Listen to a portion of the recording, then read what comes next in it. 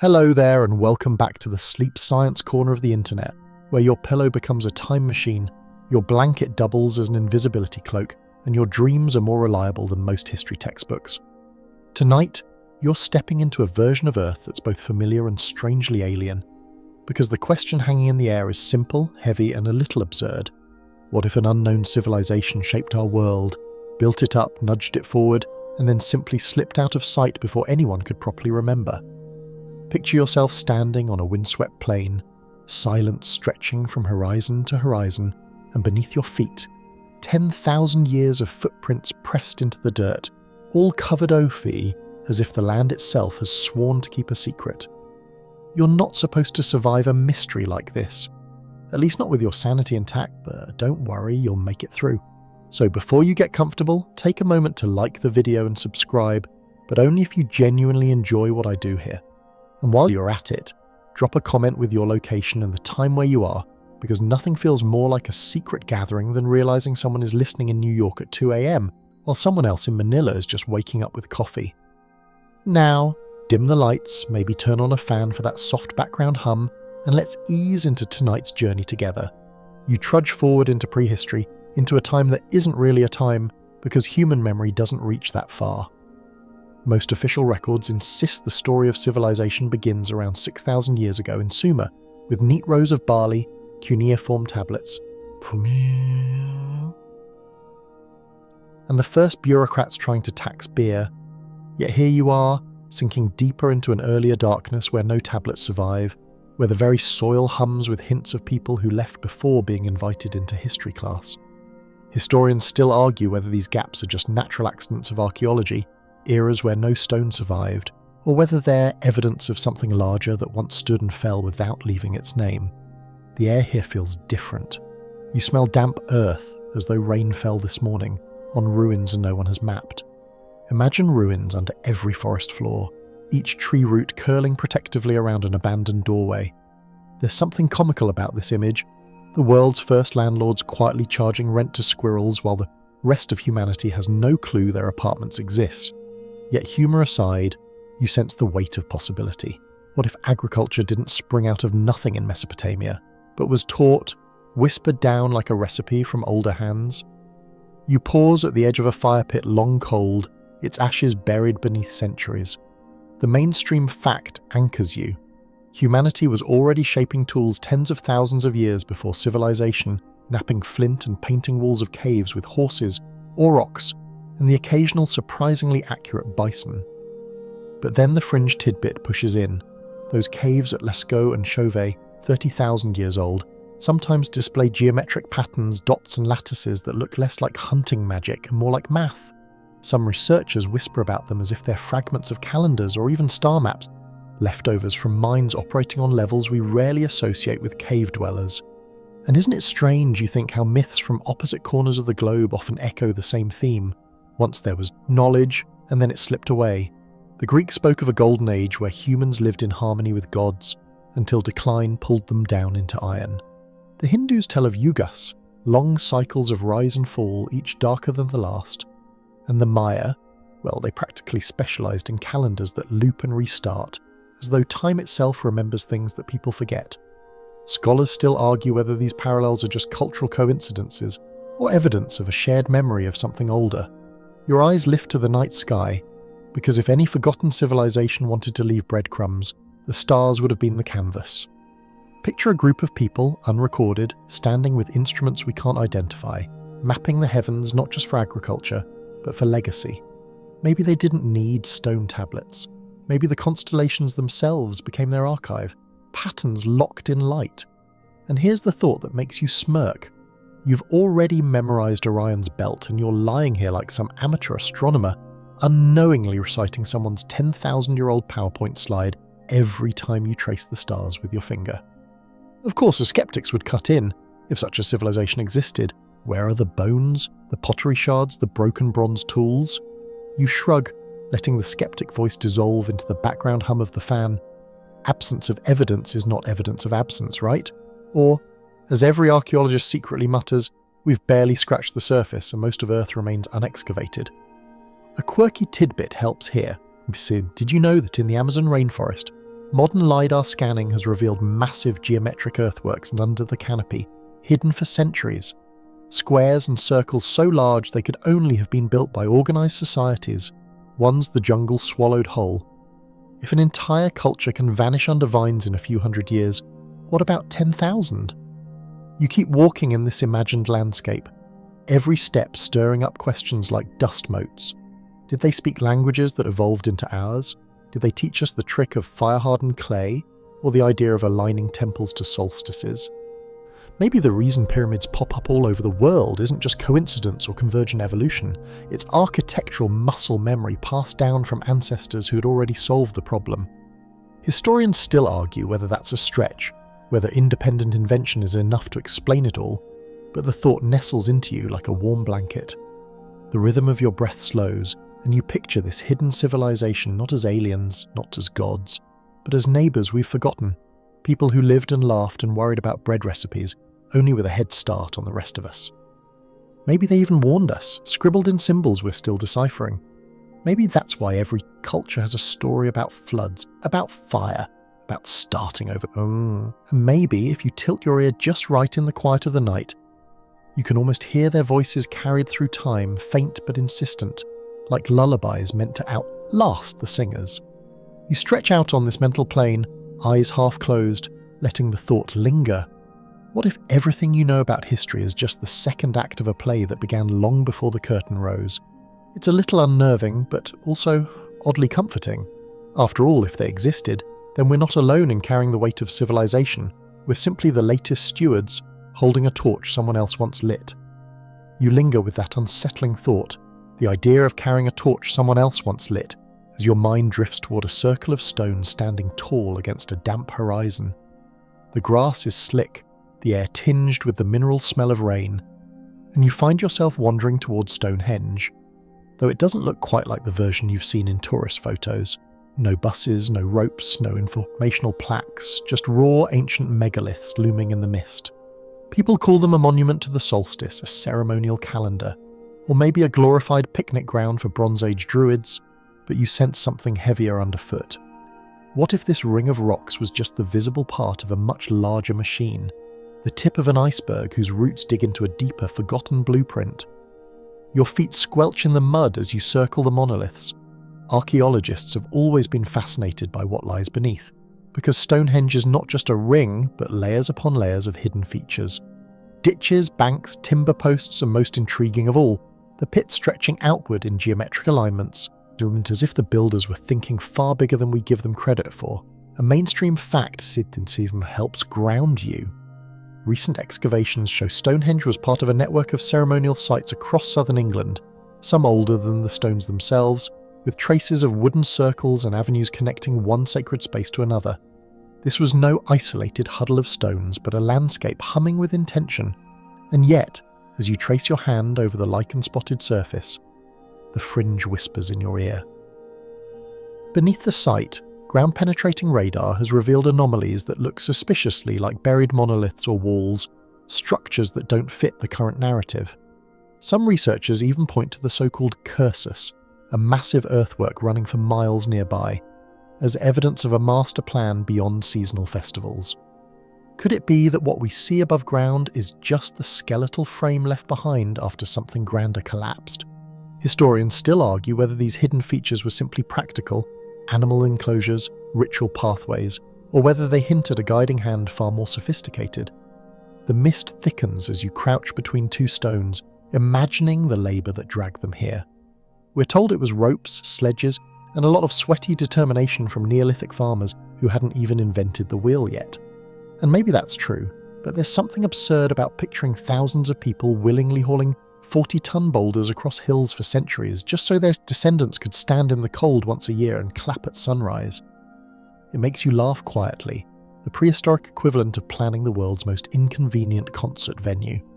Then comes the quirky tidbit. In the mid-70s, researchers tested the bluestones of Stonehenge and discovered they give off a ringing tone when struck, almost like bells.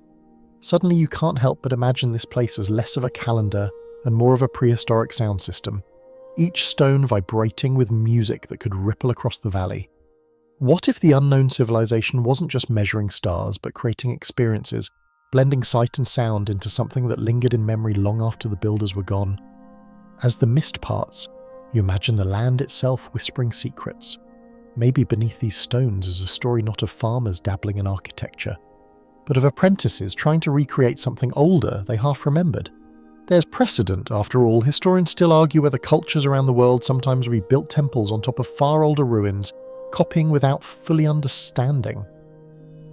Göbekli Tepe in Turkey, for instance, was buried deliberately around 9,000 years ago, its carved pillars centuries ahead of what textbooks say people should have been capable of. If something like that could exist, why not a hidden chapter under Stonehenge? You wander past the outer circle where sheep graze lazily as if they're guardians of secrets they'll never share. Your hand brushes across the grass, and you imagine all the tools, bones, and remnants swallowed by soil. Maybe that's why the site feels so unfinished. It isn't a ruin in the way you think, but a surviving echo. The skeleton of something once more complex, left for later generations to puzzle over. And maybe, just maybe, the later generations were us, still scratching our heads and writing tour guide brochures while the original purpose remains locked in silence. The night presses closer, stars faintly visible beyond drifting clouds. You tilt your head back, aligning the stones in your vision with the constellations overhead. The solstice alignment is well documented. On midsummer's dawn, sunlight pierces directly through the heel stone into the centre of the circle. But you wonder, could that alignment be just one layer of meaning? Maybe the stones aren't only about marking time, but about proving that someone knew the sky well enough to anchor their memory into rock. The builders could have been leaving a message. We understood more than you realise.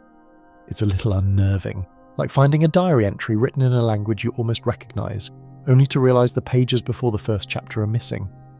There's comfort here too, strangely. The stones stand against everything. Frost, storms, tourists with selfie sticks. They endure, and perhaps endurance was the point. What if the unknown civilization that shaped our world wasn't trying to gift us technology or blueprints, but simply resilience? The reminder that even when names and stories vanish, the stones stay? You smile at the irony. Humanity spends billions on cloud storage, but these Neolithic engineers chose actual clouds and sky as their filing system. You take one more slow circuit of the site, the damp grass clinging to your shoes, and the sense deepens. Stonehenge is not just a puzzle of rocks, but a shadow cast by something larger.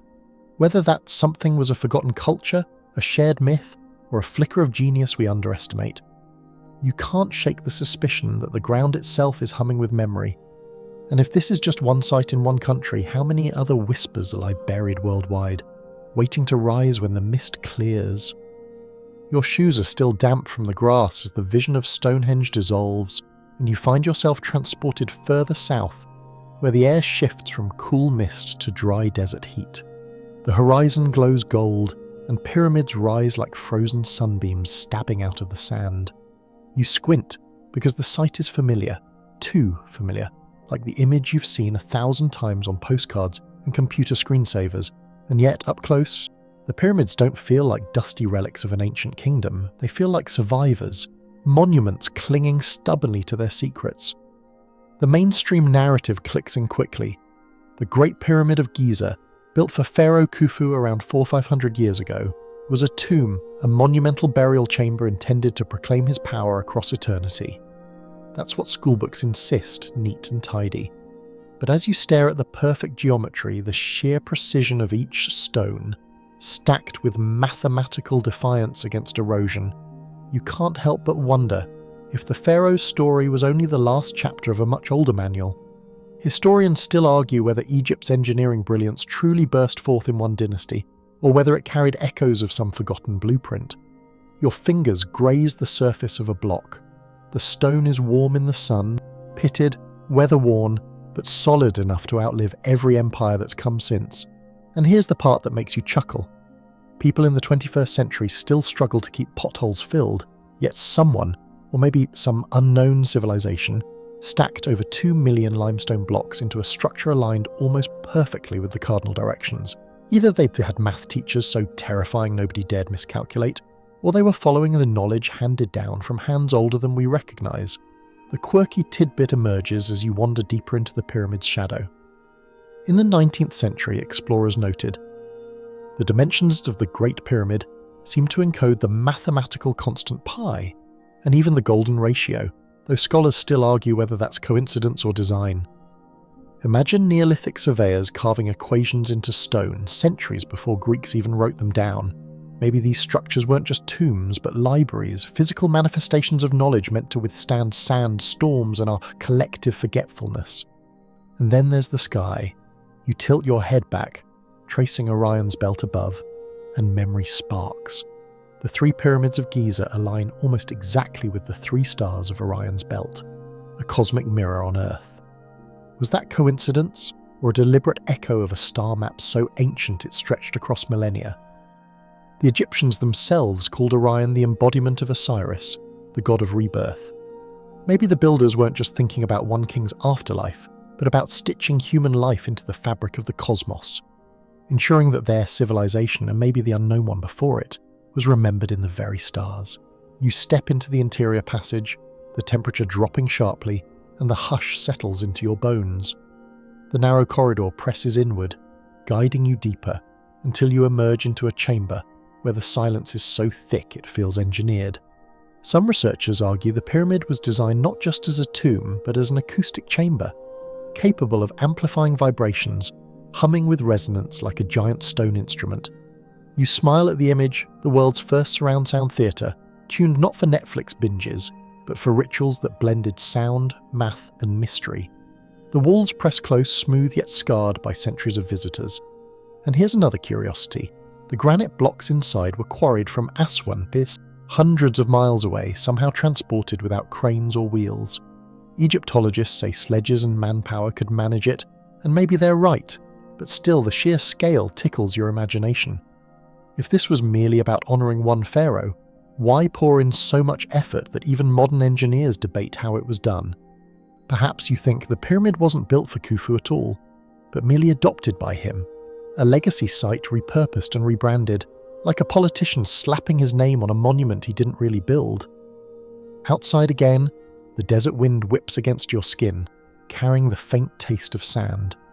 You glance down at your feet, picturing what lies beneath. Archaeologists have uncovered mysterious shafts and tunnels, some leading nowhere, others sealed off. Ground scans suggest cavities still hidden in the bedrock, teasing us with possibilities. Were they storage for treasures, unfinished corridors, or archives deliberately sealed from prying eyes? Historians still argue whether these features were functional or symbolic, but the unanswered questions hang like shadows at noon. Your mind wanders beyond Egypt too. Pyramids rise not just here, but across the world, in Mesoamerica, in China, even buried under the jungles of Indonesia. Cultures supposedly separated by oceans all chose the same geometric obsession, reaching for the sky with triangular silhouettes. Mainstream archaeology chalks it up to convergent design, triangles are stable, easy to build big. But you can't help but wonder if it's more than coincidence. What if the unknown civilization that once walked Earth left behind not artifacts but blueprints, an architectural language encoded into human memory? You laugh at the thought of an ancient how-to-pyramid starter kit, passed quietly from generation to generation. As twilight falls over the desert, the stones glow like molten gold, and you feel the weight of time pressing around you. These pyramids are more than tombs. They're questions carved into bedrock. They mock our certainty, reminding us how fragile human memory is. Maybe one day we'll finally decode their full meaning, or maybe they'll keep their secrets forever, silently insisting that the first chapters of history are missing. For now, you simply stand there, the sand cool beneath your toes, the stars burning above, and the possibility that a vanished civilization built the template for our world settling out like a gentle hum inside your chest. The desert horizon fades behind you, and the scene shifts once again, as though history is tugging you along by the sleeve. Now the air smells of salt and brine, and parchment flutters in your imagination. Maps unfurled across wooden tables, their edges curling from centuries of curious hands. Cartographers lean over them with quills and compasses, tracing coastlines that should not yet exist. You feel the wood beneath your fingertips, smoothed by ink stains and candle wax, and the question prickles again. How did these ancient map makers know things they weren't supposed to? One scroll in particular draws you closer, the Piri Reis map, drawn in 1513 by an Ottoman admiral who claimed to compile it from older charts. Its parchment shows the coasts of Europe, Africa, and astonishingly South America, though Columbus had barely finished his voyages. Even stranger, some scholars argue that its jagged southern edge depicts Antarctica, not as it appears now, cloaked in ice, but as if it were ice-free, revealing its rocky coastline. Historians still argue whether this is coincidence, bad translation, or evidence that someone long before had mapped the globe in ways we can barely imagine. You lean closer, the candlelight catching the ink. The mainstream fact helps steady you. Medieval and Renaissance map makers did copy older charts, often from Greek or Arab sources, and these in turn drew on Roman or even Phoenician records. Knowledge travels in layers like palimpsests of memory, scratched and rewritten. But then comes the whisper of something stranger. What if the Greeks, the Phoenicians, even the Egyptians had borrowed from maps far older, inherited from a civilization erased before their time? Imagine the sea as a vast library, each wave carrying forward fragments of forgotten cartography. The quirky tidbit makes you grin. Buried deep in the lore of the Pacific Islands are stories of wayfinders who could see islands beyond the horizon by reading swells and bird flight. Polynesian navigators crossed thousands of miles without compasses, guided only by patterns of stars and waves. If knowledge that sophisticated existed without written maps, what might have been possible if an unknown civilization combined such intuition with record-keeping on a global scale? It would be like finding your grandmother already had Google Earth bookmarked in her recipe book. As you trace a finger along the coastlines, you notice the precision of certain features that supposedly shouldn't have been known. The mouth of the Amazon, drawn centuries before any European explorer documented it. The Andes Mountains sketched with eerie accuracy. Even shoals and small islands dotted correctly, as if the mapmaker had access to a library of exploration long lost. Historians still argue whether this could simply be guesswork filled in later, or whether fragments of some ancient maritime tradition survived in sailors' lore. But you feel the pull of the sea, whispering that something older once charted it all. You imagine yourself aboard one of their ships, not Columbus's creaking wooden caravels, but something older, sleeker, shaped by a mind that understood balance and wind in ways we've forgotten. The sails snap, the deck hums with tension, and you look at the horizon with eyes that already know what lies beyond. Perhaps this unknown civilization didn't just map coastlines, perhaps they traded across them, spreading seeds, metals, and ideas before the rest of us thought to look beyond the next hill. You smirk at the thought of archaeologists digging up ancient Coca-Cola bottles on some distant shore. Proof that globalization started way earlier than 1492. Joking aside though, the evidence teases, traces of tobacco and coca leaves have been found in Egyptian mummies, though both plants are native to the Americas. Historians still argue whether this is contamination or trade, but the possibility lingers. Were Egyptian priests sipping imported coca tea while scribes charted borrowed maps of distant lands? The candlelight wavers as if stirred by the sea breeze. You notice how the map is more than geography. It's a worldview, a way of claiming knowledge about where humans stand in relation to everything else. And maybe that's the true fingerprint of the unknown civilization. Less about specific coastlines, more about the very idea that the world was knowable, measurable, connected. What if they were the first to suggest that Earth wasn't just a patchwork of isolated tribes, but one continuous globe, bound by currents and stars? You let the idea sink in.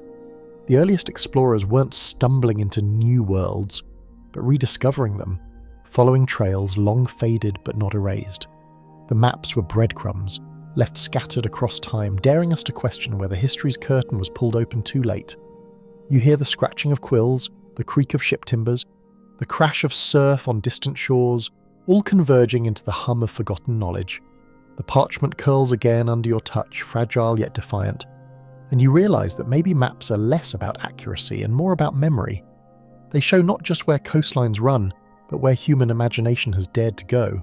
If the unknown civilization left us anything, perhaps it was this instinct to draw the world before fully seeing it, to chart dreams alongside continents. You fold the imaginary scroll carefully, setting it back on the table, and listen to the sea beyond the window. its waves still carry secrets, waiting for someone brave or sleepy enough to read them. The salty tang of ocean air fades, and when you open your eyes again, the horizon has shifted into rippling dunes, heat radiating upward, invisible waves. The Sahara stretches endlessly before you, a desert so vast it swallows the imagination whole. At first glance it feels lifeless, but you know better. Beneath the sand lies a past that refuses to stay buried. Your footsteps crunch lightly across dry grains that once lay at the bottom of rivers, the same grains that once pressed against the roots of trees. The Sahara was not always a desert. It used to be green, lush, alive, and maybe, just maybe, home to cities that no one remembers. The mainstream fact grounds you quickly. Scientists know that about 10,000 years ago, during what's called the African humid period, the Sahara bloomed with grasslands, lakes and rivers. Rock paintings discovered deep in the desert show people herding cattle, hunting hippos, even fishing, scenes that would be impossible in today's wasteland. Those artworks are like postcards from a greener past, proof that life thrived here when the climate was kinder. But the fringe speculation seeps in with the wind. If the land was fertile, if rivers flowed and lakes spread wide, could entire civilizations have flourished here, later erased when the sea sands returned? Historians still argue whether the Sahara's transition was sudden enough to scatter communities overnight, or gradual enough to allow adaptation. But neither version quite explains the eerie silence of what should have been bustling landscapes. Your steps slow as you reach the outline of a rocky plateau. Here, etched into the stone, are strange figures. Humans wearing what look oddly like helmets, animals that no longer exist, and geometric shapes that resemble maps or diagrams. Archaeologists call it the Tassili Nadja rock art, some of it dating back 12,000 years. The quirky tidbit: some of the figures are nicknamed the round-headed people because of their bulbous, featureless heads, sparking decades of fringe speculation about contact with something beyond our understanding. But you don't need aliens to feel the mystery, just the sense that these artists were recording a world much more complex than we give them credit for. You kneel, brushing sand from a faint carving, and imagine a village rising here thousands of years ago. Houses built from mud brick, their walls whitewashed to gleam in the sun, canals dug to channel water from rivers now long dry, markets bustling with traders selling grain, fish and pottery. In your mind's ear you hear the clink of clay jars and the laughter of children, the voices of a people now erased. If these towns existed, where did they go? Were they swallowed by the desert, their walls collapsing into dust, their bones ground into anonymity? Or were they carried into Egypt, into Nubia, into other cultures, their legacy hidden but not destroyed? Historians still argue whether Egypt itself was seeded by migrants fleeing a drying Sahara, its civilization rising like a phoenix from the ashes of a forgotten world. The sun beats down and you pull your scarf tighter. From above, the desert looks empty, but modern technology tells a different story. Satellites and ground-penetrating radar have revealed faint outlines under the sand, what look like riverbeds, lake basins, and even possible geometric structures. Imagine entire cities lying hidden under dunes, preserved like Pompeii, but without the dramatic volcanic ending. Archaeologists admit only a fraction of the Sahara has been explored. The rest is still whispering, teasing, waiting. You pause to sip imaginary water, the heat pressing in. It's funny in a bleak way. Modern humans complain about finding parking spaces, yet whole civilizations could be hiding under the Sahara's endless parking lot of sand. If anyone's keeping secrets, it's the desert itself, smugly bearing its past like a child hiding candy under a pillow. Your eyes drift upward toward the blinding sky where a mirage shimmers faintly. You see what could be a city in the distance, towers rising from the haze, shimmering like glass. It's only an illusion, you know, but illusions have power. If a mirage can trick your eyes, why not your memory? Maybe that's why nearly every culture surrounding the Sahara has legends of lost cities. Atlantis, Zazura, the city of brass. Names whispered like half-forgotten songs. Each one a placeholder for something real, erased but not erased enough. As twilight falls, the desert cools rapidly. The stars emerge in breathtaking clarity, the Milky Way stretching like spilled salt across the black. You lie back on the sand, the heat of the day still lingering beneath you, and let the thoughts settle. If civilizations did rise and fall here, their memory now hidden under dunes, what else have we lost to time and weather? Perhaps we walk daily across forgotten worlds, mistaking silence for emptiness, And perhaps the Sahara, in all its vastness, is less a desert and more a vault, keeping its treasures safe until we're ready or brave enough to uncover them. The night wind sighs through the dunes, and you drift with it, half expecting that if you close your eyes just a little longer, the sand will part and the green Sahara will return, rivers flowing again, carrying whispers of those who came before. The desert wind softens, and with it comes the slow roll of waves, as though the sands of the Sahara have liquefied into an ocean. You hear the hiss of surf, the crackle of foam, and then the unmistakable weight of water stretching farther than eyes can hold. Oceans have always been the great erasers and the great preservers, swallowing whole coastlines yet guarding them in silence beneath the waves. Tonight you drift closer to those drowned margins where the whispers of a lost civilization seem to echo louder than on land.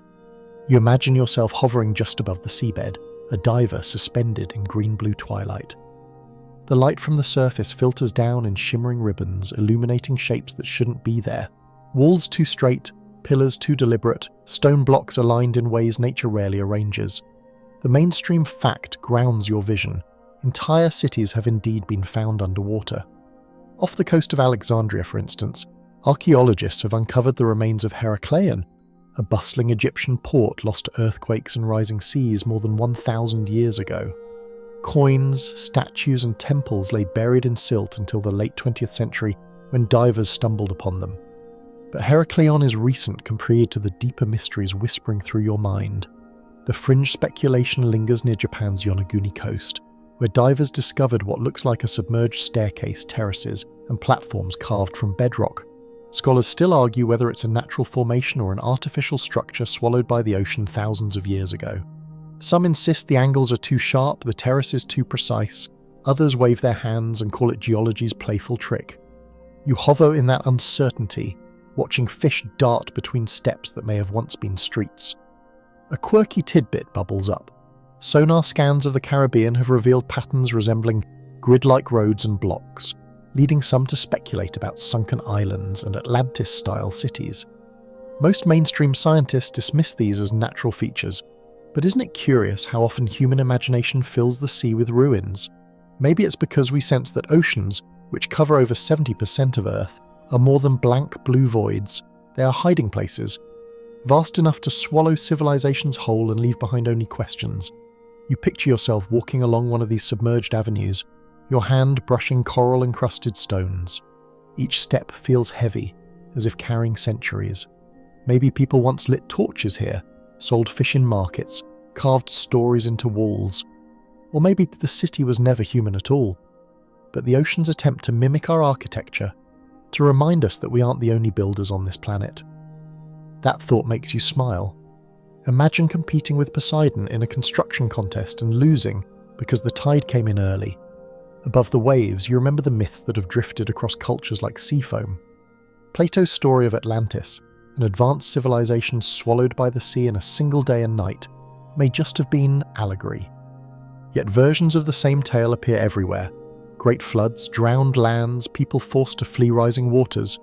Historians still argue whether these are just universal metaphors for human struggle, or memories of real coastlines swallowed at the end of the last ice age, when glaciers melted and seas rose more than 300 feet. If entire continents shifted, why not entire cultures erased? Their ruins now playgrounds for fish.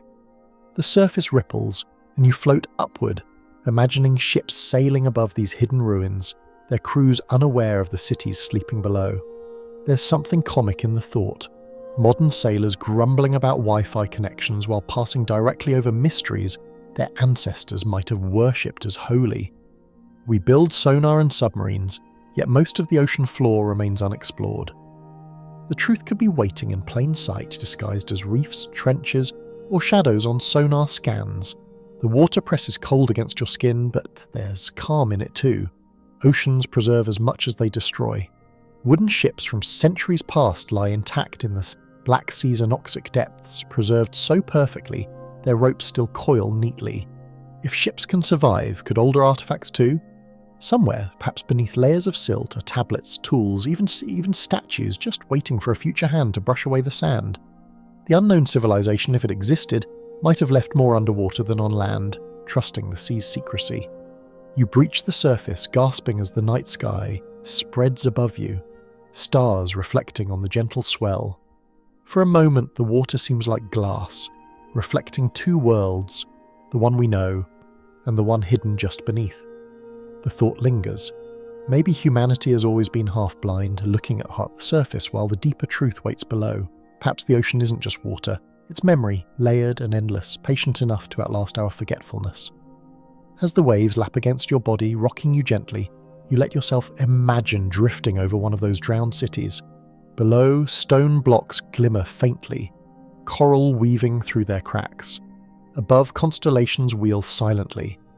Between them, you float in the threshold of two worlds, listening for the hum of voices carried not by wind, but by currents. The ocean holds them still, waiting for someone to dive deep enough to listen. The water slowly recedes from your imagination, leaving your ears ringing with the hush of the tide. You find yourself not in a desert or beneath the ocean now, but perched at the edge of a mountain valley, where the air is thin and sharp and the horizon feels so wide you could spill a whole language into it. Around you, voices rise and fall in tones you don't recognize, syllables clicking and curling like river stones against each other. And that's the thought tugging at you. Languages themselves may be ruins, fossilized traces of civilizations that came and went before anyone carved their names into stone. The mainstream fact is straightforward. Linguists classify modern languages into families: Indo-European, Afro-Asiatic, Sino-Tibetan, and so on, each with roots tracing back thousands of years. By comparing shared words and grammar, they reconstruct older proto-languages, the ancestral tongues that predate writing. But scattered across the world are language isolates, tongues that don't fit neatly into any family tree. Basque in Europe, Burushaski in Pakistan, Ainu in Japan, languages standing alone like islands, with no clear relatives. Historians still argue whether these isolates are simply remnants of diversity erased by time, or fragments of something older, perhaps belonging to peoples who thrived long before recorded history. You close your eyes, listening to the rhythm of Basque. It feels ancient, weighty, like a melody half remembered. Imagine if such isolates aren't random survivals, but echoes of a vanished civilization whose linguistic web once stretched across continents. The quirky tidbit makes you grin. Basque contains words for modern objects borrowed from neighbours, but its core vocabulary, like the words for stone, mountain, and water, feels untouched, like fossils hidden inside a living tongue. It's as though someone tucked away an ancient dictionary inside a language, and nobody's quite managed to decode it fully. You picture a time when this unknown civilization may have spoken a mother tongue that splintered into branches we can no longer trace. Over millennia, as societies rose and fell, those branches snapped, leaving just a few lonely twigs still alive today. You chuckle at the image, languages as stubborn weeds in history's garden, popping up where no one expects, forcing linguists to scratch their heads and invent new family trees. Your steps carry you deeper into the valley, where painted rocks bear petroglyphs, spirals, zigzags, dots clustered like constellations. Scholars can describe their shapes, even guess at meanings: hunting, fertility, migration. But what if they were part of a script now forgotten? If people once had written records in a language we no longer know, their alphabets may lie hidden in rock carvings, or worse, eroded into nothing. Historians still argue whether undeciphered scripts like the Indus Valley symbols, the Rongorongo tablets of Easter Island, or the Phaistos disc of Crete are true writing systems or just decorative marks. But in your sleepy imagination, they are whispers from a civilization whose voice cracked and fell scent, leaving only scratches on stone. You pause at the thought of dreams. People sometimes claim to dream in languages they don't speak, to mutter in syllables that don't belong to their waking vocabulary. What if these dreams are tiny glitches? Ancestral memory flickering through our minds? Maybe we carry the ghosts of forgotten tongues in our neural wiring, linguistic fossils embedded in our very sleep. It's a fanciful notion, but one that makes you smile. The idea that every night, while we snore, our brains rehearse lullabies from civilizations long gone. Another quirky story drifts in. Early colonial explorers reported languages in the Americas that seemed oddly similar to Old World tongues, sparking speculation about prehistoric contact. Most linguists dismiss those claims as coincidence or sloppy listening, but you can't help but wonder, could there be faint fingerprints of a global language once spread by a seafaring people erased except for stubborn fragments here and there. The stars emerge as twilight deepens, and you imagine the valley as a cathedral of sound. Each human voice that ever echoed here has dissolved into the air, but the languages they spoke may linger, invisibly shaping the ones we use now. Even English, with its chaotic spelling and gleeful habit of stealing words, could carry fossils of forgotten grammar, rules we follow without knowing why. Maybe your impulse to say the cat sat on the mat, rather than upon the mat the cat sat, is less stylistic and more ancestral, a hand-me-down from a vanished civilization's syntax. You breathe in deeply, the mountain air cold in your lungs, and it feels like speaking itself is an act of archaeology. Each word you utter is a shard chipped and reshaped across centuries, smoothed by countless mouths. If an unknown civilization once taught humanity the trick of turning thought into sound, their greatest monument isn't stone or steel, it's the chatter of every marketplace, the murmur of every prayer, the quiet "good night" whispered into the dark. And so you sit there at the edge of the valley, listening not for ruins or artifacts, but for the faint hum of syllables echoing from deep time. Somewhere in the rustle of leaves and the whistle of wind, you almost hear it, the murmured cadence of voices long gone, speaking a language you don't understand but somehow feel. The valley's hush lingers in your ears, and as the last syllables fade, you feel your fingers seek something to count. Pebbles, breaths, heartbeats, the slow blink of stars. Language becomes numbers before you even notice, and you realize that counting is its own kind of whisper from deep time. You pick up a smooth bone in your mind's hand, and it's already scored with careful marks, clusters of notches that feel less like decoration and more like thought made visible. You turn it under a pale sky and recognize its cousins. The Lobombo bone from southern Africa, older than many myths, its tally cuts marching along as if someone spent long evenings ticking off moon phases. The Ashango bone from the Congo region, where grouped notches have made some researchers wonder about prime numbers or lunar calendars.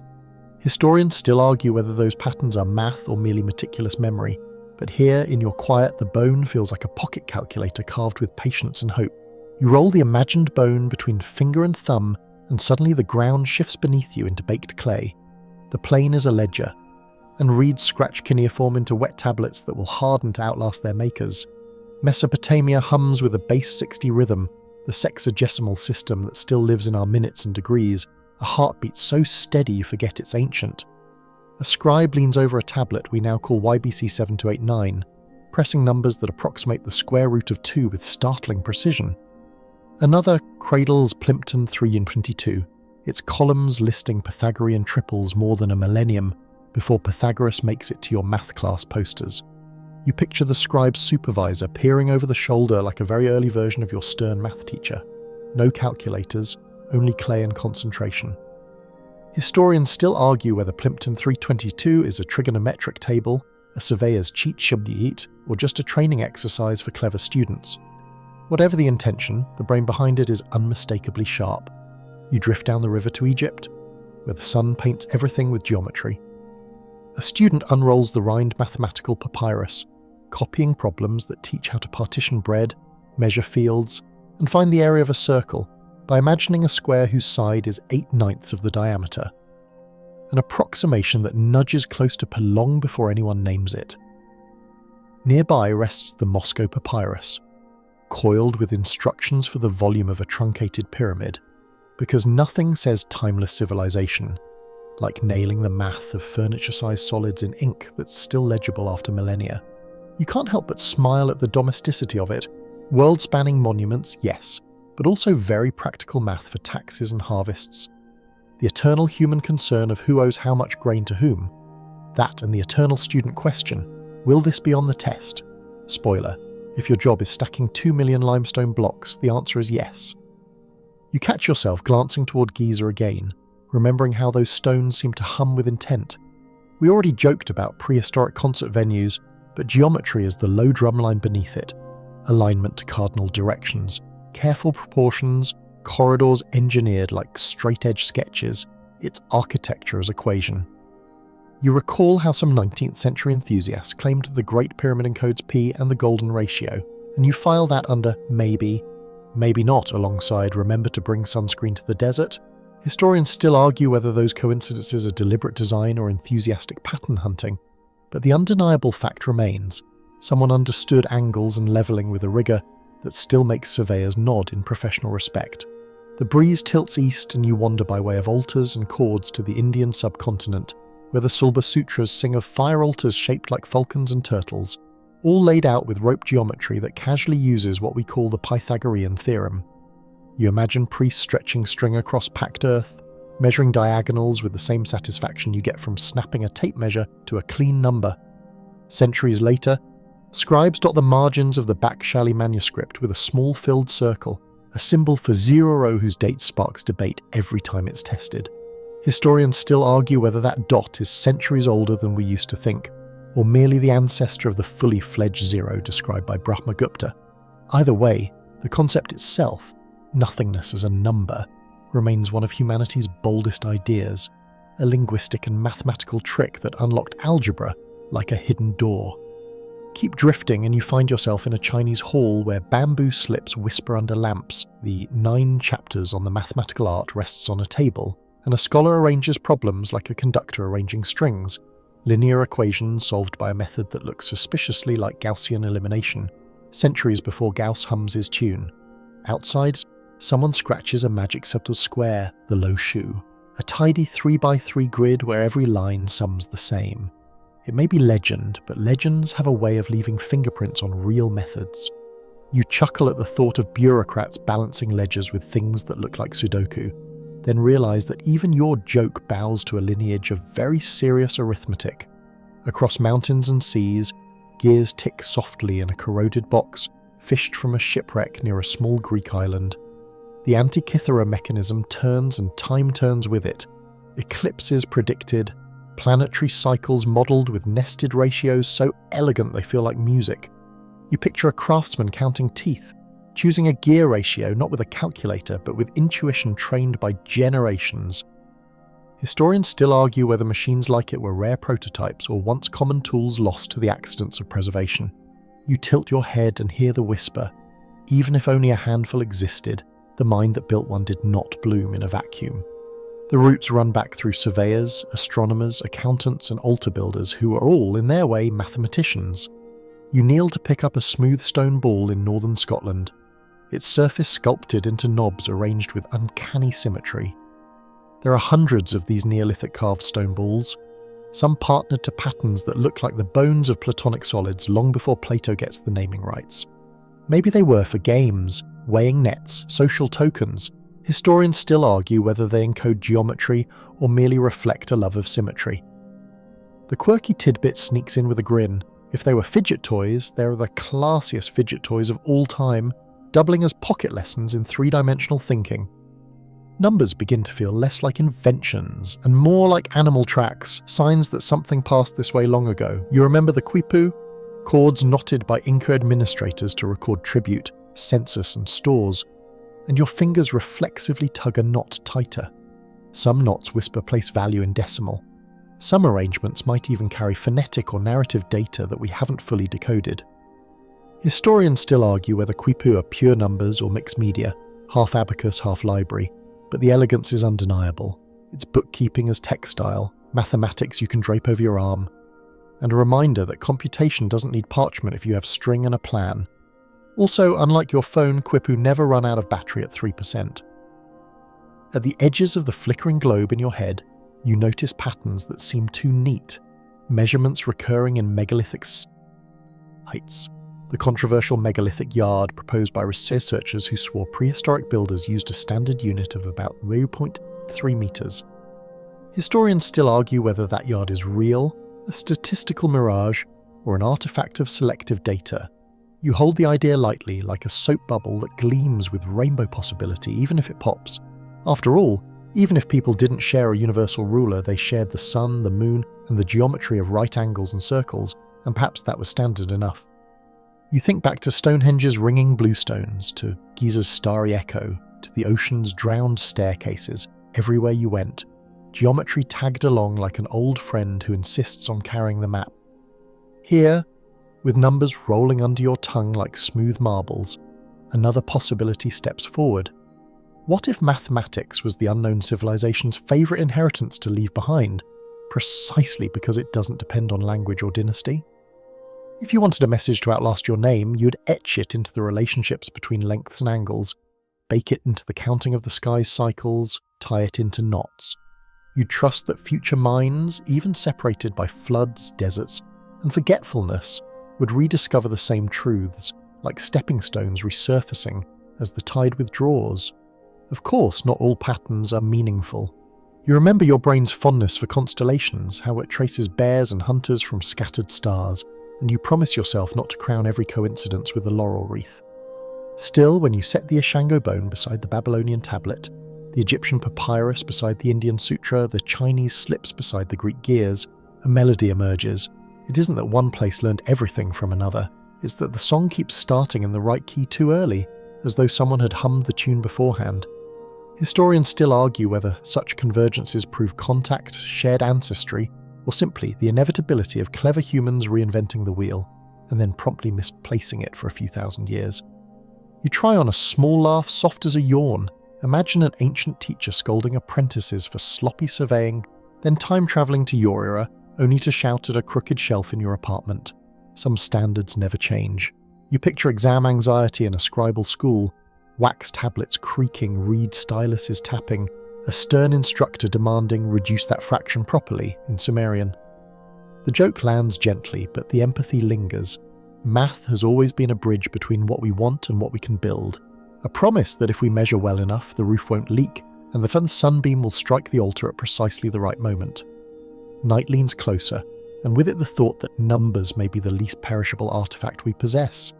Scripts fade, stories warp, dynasties crumble, but a right triangle stays right, and the planets keep their appointments with eclipses, whether or not we write them down. If an unknown civilization wanted to shape our world and slip away, they might have chosen mathematics as their signature. Invisible, neutral, irresistibly rediscoverable. Not a secret code so much as a set of recipes, handed down in the way bread starters move from kitchen to kitchen, each baker adding a little flour, a little water, and a lot of love. You lean back mentally against a warm rock, eyes tracing patterns that only half belong to the sky. Somewhere a scribe smooths clay with a damp palm. Somewhere a priest stretches cord over an altar's diagonal. Somewhere a craftsman sets a gear upon a pin and feels the teeth catch in a ratio that makes sense in the gut. The specifics vary, the tools change, but the sensation is the same. You've touched something sturdy, a beam led across centuries. Whether that beam was hewn by one unknown civilization or many hands is the part historians still argue over, and perhaps will forever. For you, here in this soft-spoken hour, it's enough to sense the structure holding. You smile into the dark and let one last thought float. Maybe your own sleepy counting, 4 breaths in, 7 out, repeat, belongs to that inheritance too, a small act of ancient arithmetic that steadies the roof of your mind. You don't need to solve for X tonight. You only need to feel that mathematics is not a test you're taking, but a lullaby you're remembering, a pattern older than pyramids and as dependable as morning.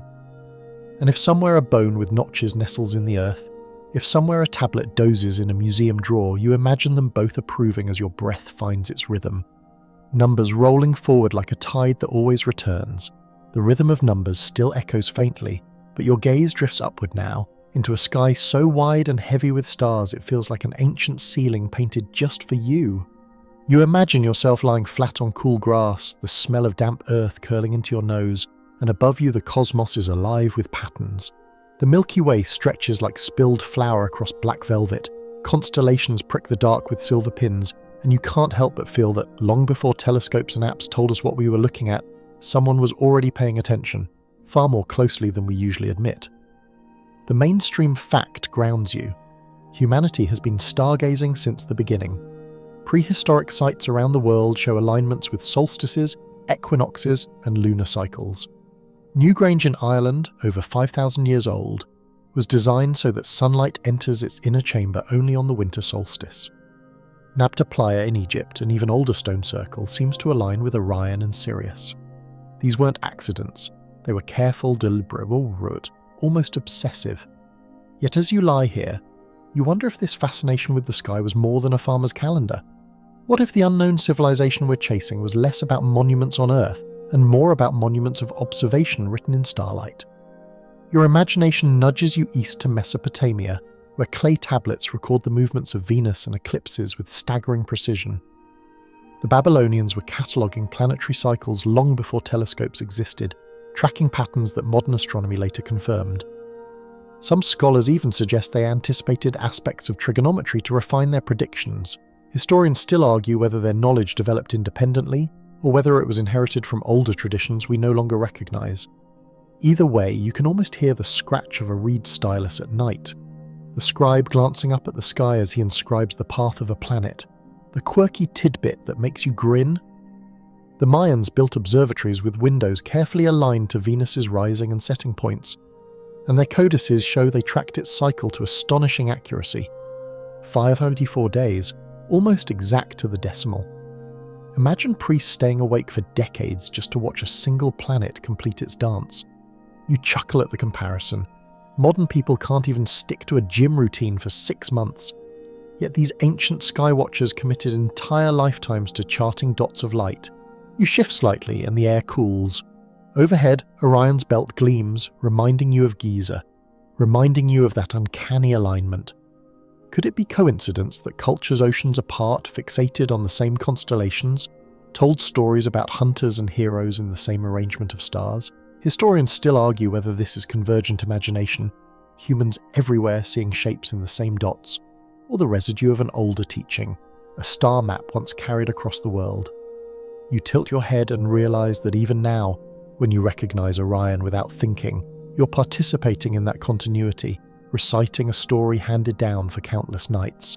And then, as if the sky itself shifts, you find yourself at Chaco Canyon in New Mexico. High on the cliff face, a spiral petroglyph marks the rock, and nearby slabs of stone create patterns of light and shadow. On the summer solstice, a dagger of sunlight pierces directly through the spiral's heart. Ancient skywatchers engineered the very rock face into a calendar, blending art and astronomy so seamlessly that 900 years later the design still works. And if they could do that here, you wonder, what about elsewhere? How many such sky-driven monuments have been lost, buried under soil, drowned in flood, or simply forgotten?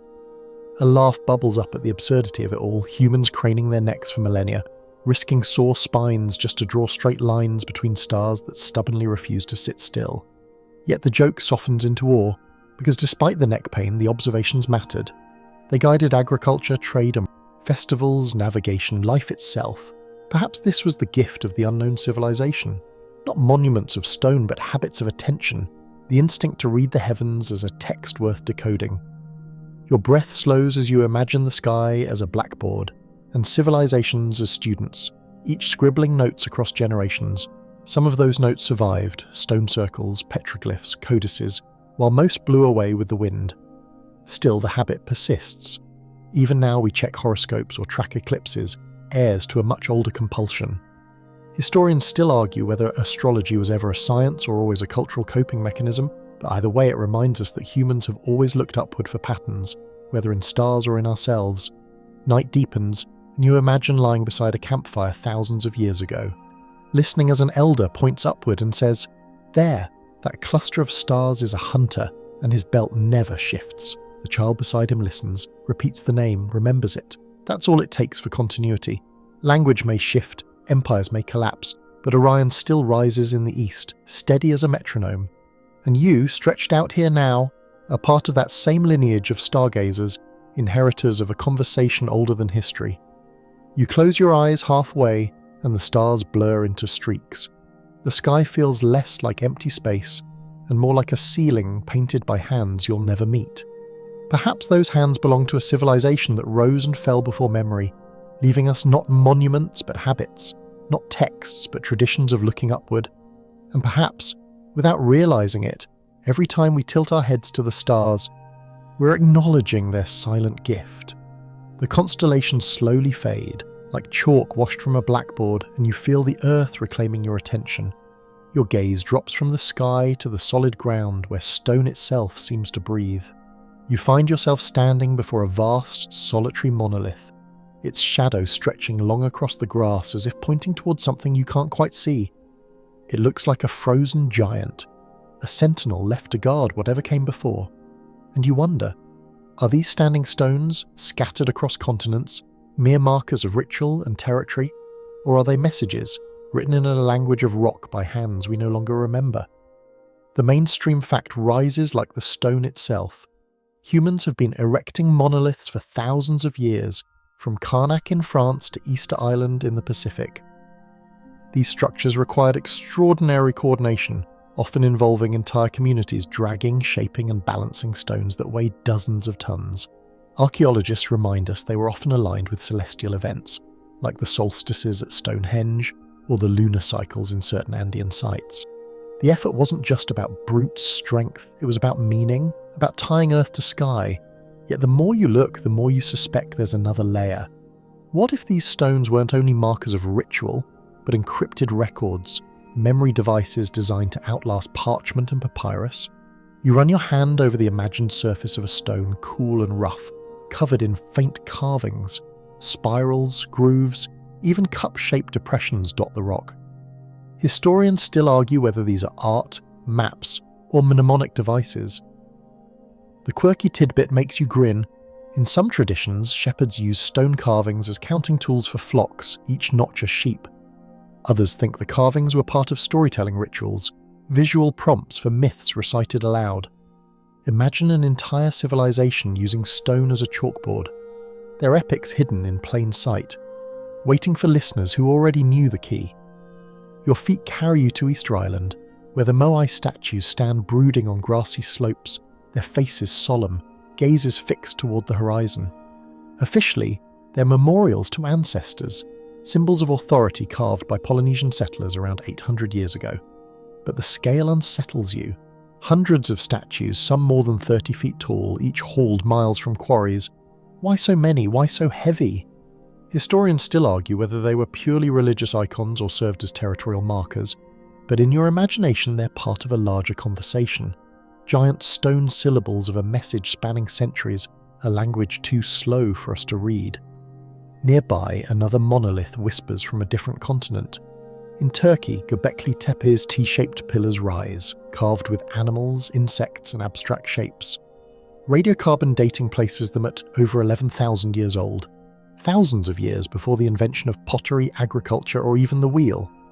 Mainstream archaeology admits it's a site out of step with the usual timeline. How could hunter-gatherers build something so complex?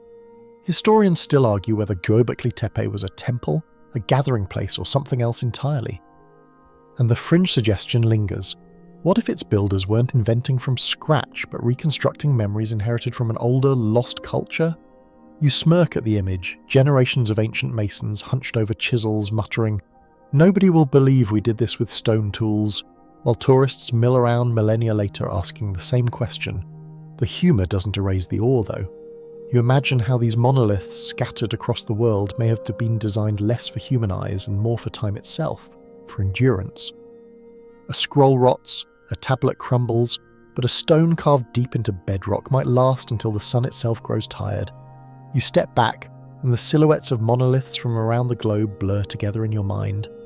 Karnak's endless rows in Brittany, Ahu Tongariki on Easter Island, the obelisks of Aksum in Ethiopia, the dolmens of Krea.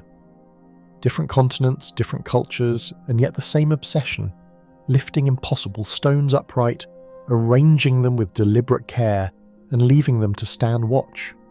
Historians still argue whether this global pattern is an independent invention, humans everywhere discovering the drama of stone, or faint evidence of shared inheritance from some forgotten builders. The night air cools, and you imagine the stones humming faintly, as if vibrating with old knowledge. Some researchers have even tested their acoustic properties, noting how certain arrangements amplify or affect sound in curious ways. Could some monoliths have been listened to rather than looked at? The quirky thought makes you grin. Maybe ancient concerts really did exist, and we're still showing up 10,000 years late for the encore. But the humour fades into a gentler thought. Maybe these stones weren't meant to communicate to us at all. Maybe they were built as dialogues between the builders and the land, between people and sky. A civilization could vanish, but the stones would still stand, repeating the same silent message. We were here. We knew. We cared enough to lift these weights into place. That's not nothing, it's everything. As you trace the imagined spirals carved into one stone, you feel an odd kinship. Words and scripts fail, languages die, buildings collapse, but stone persists. And if some unknown civilization truly shaped our world, perhaps these monoliths are the closest we've come to shaking their hand, a handshake in granite, steady and unbroken across time. You breathe in slowly, but also in the air cool in your lungs and let the silhouettes fade back into the darkness. Even if the meanings remain undeciphered, the stones endure, and sometimes endurance itself is the message. The monoliths fade into shadow and you feel yourself wandering into a different kind of silence, less about stone and more about flesh. The ground seems to tremble under each step, as though the earth remembers weight it no longer carries. Legends echo in your ears, stories of enormous people who once walked among us, beings too large for ordinary life, builders of impossible walls, founders of forgotten towns. Everywhere you turn, myths of giants appear like tall shadows stretching across history. And you wonder, are these just tales to scare children into finishing their vegetables? Or faint memories of something we've misplaced in time? The mainstream fact is straightforward enough. Nearly every culture on Earth carries stories of giants. The Bible speaks of the Nephilim, beings of great stature who lived before the flood. Greek mythology teems with titans, massive offspring of primordial gods who warred with Olympians. Norse sagas describe frost giants locked in eternal conflict with Asgard. Even indigenous peoples of the Americas tell of giant races who once roamed the land. Historians still argue whether these myths are metaphors, exaggerations of human foes, dramatized cautionary tales, or perhaps symbolic embodiments of natural forces. Yet the persistence of the motif unsettles you. Why does every culture imagine the same impossible size? A quirky tidbit makes you chuckle. In the 9th century, American newspapers loved publishing stories about farmers digging up enormous skeletons, sometimes said to be 12 feet tall, though most were later revealed as hoaxes, publicity stunts, or misidentified mastodon bones.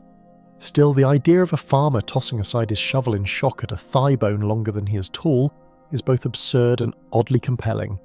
If nothing else, it shows how eagerly people want giants to be real, as if believing in them fills some missing space in our history. You let your thoughts drift toward the megalithic architecture again, because giants often appear as the only logical builders of impossibly large stones. Take Sacsayhuaman in Peru, where walls of granite blocks fit so tightly you can't slip a sheet of paper between them. Local legends speak of giants helping to move the stones, their massive hands fitting blocks like children's toys. Mainstream archaeology credits skilled Inca masons with engineering brilliance, yet the giant theory lingers in the folklore, echoing through generations. Historians still argue whether attributing such feats to mythical beings diminishes human skill or preserves faint memory of helpers long forgotten. You wander into a cave, your footsteps echoing. Inside, the walls glow with ochre drawings of figures towering over smaller human shapes. Some scholars say these represent spirits, gods, or shamans in ceremonial dress. Others suggest they might reflect encounters with strangers who simply seemed bigger, taller, stronger. But your mind plays with another possibility. What if these figures were sketches of real people, not myth? Could an earlier population of unusually tall humans have existed, later remembered only as giants? You smile at the thought. It would certainly make shoe shopping a nightmare. The wind shifts, carrying you to Greece, where Cyclopean walls rise in Mycenae. Their stones so vast, later generations swore only one-eyed giants could have built them. In truth, Cyclopean just means really big stones fitted together without mortar, but the label stuck because of myth. You run your hand over one of those blocks in your mind, and the stone seems to hum back. Sometimes myths are the only explanations people have when memory slips away. And then you're in Scandinavia, where trolls and jotuns lurk in folktales, beings who fling mountains as if they were pebbles.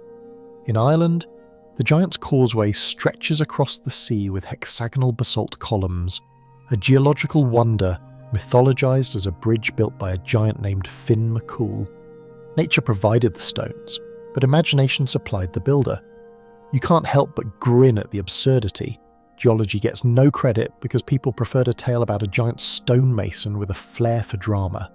Historians still argue whether these stories share a common origin, or whether human imagination simply gravitates toward the oversized. Maybe giants are just metaphors for our awe of scale, When we face mountains, storms, or cathedrals, our minds turn them into people bigger than us. But there's another possibility lingering quietly. What if some of these myths are cultural memories of encounters with other hominids, larger than ourselves? Fossil records show many human cousins once walked the earth. Neanderthals, Denisovans, even Homo heidelbergensis. Could ancient humans have met individuals who seemed towering, stronger, different enough to be remembered as giants? The scholarly debate is open, but your imagination runs freely, populating prehistory with neighbours who left no stories of their own. You picture yourself walking beside one of these beings. At first, the scale is intimidating, a shoulder like a tree trunk, a stride that covers 3 of yours. But then you notice the ordinary things, the sound of breathing, the glance toward the sky, the weight of tiredness at the end of a long day. Giants, whether real or mythical, are still humanized in stories. Heroes and villains alike, lovers and fighters. There are not just larger bodies, they're larger mirrors, reflecting our fears and hopes. The night grows quiet again, and the cave mouth looms behind you. You step outside into starlight, and the earth feels smaller beneath your feet, but no less mysterious.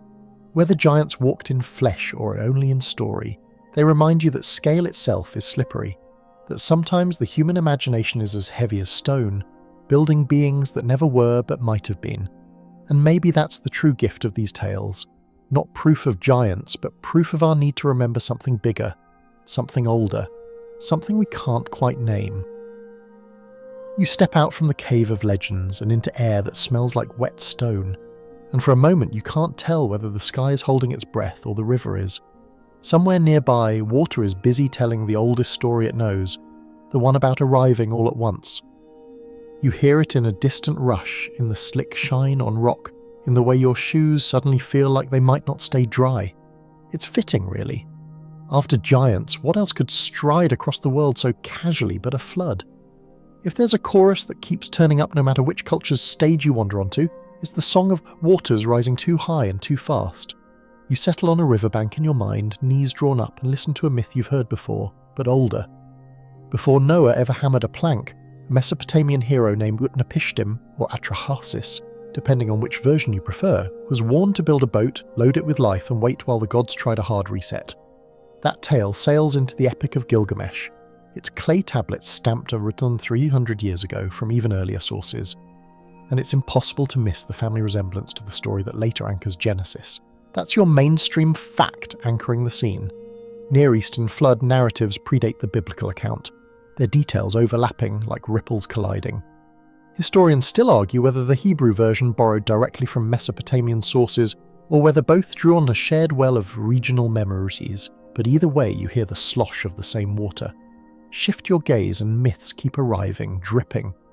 In India, the sage Manu meets a fish who isn't merely a fish, an avatar of Vishnu, who tells him to build an ark and tie it to a horn to ride out a world-drowning deluge.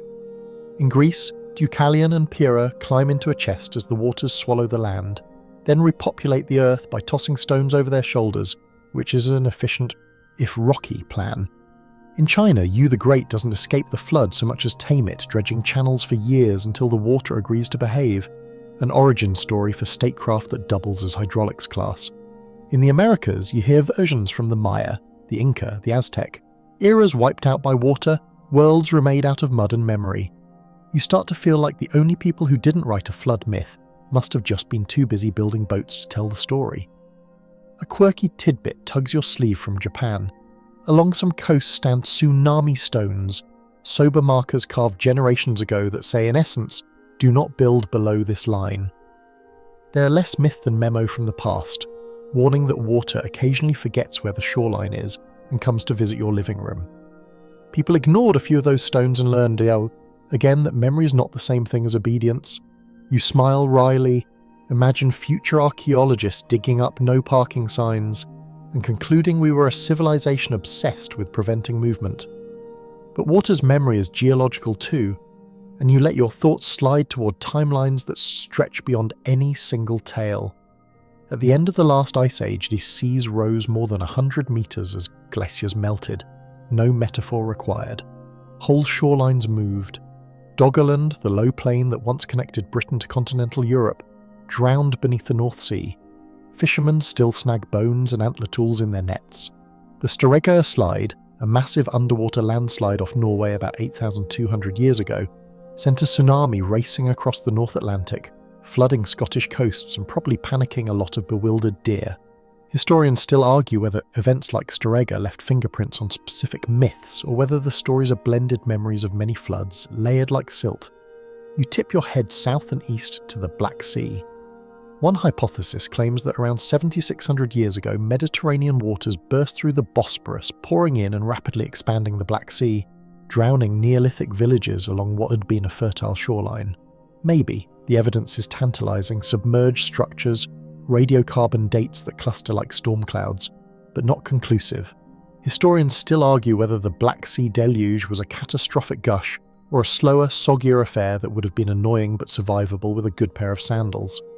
Either way, you'll imagine families standing on bluffs, watching their fields become seabed, committing the horizon's betrayal to story.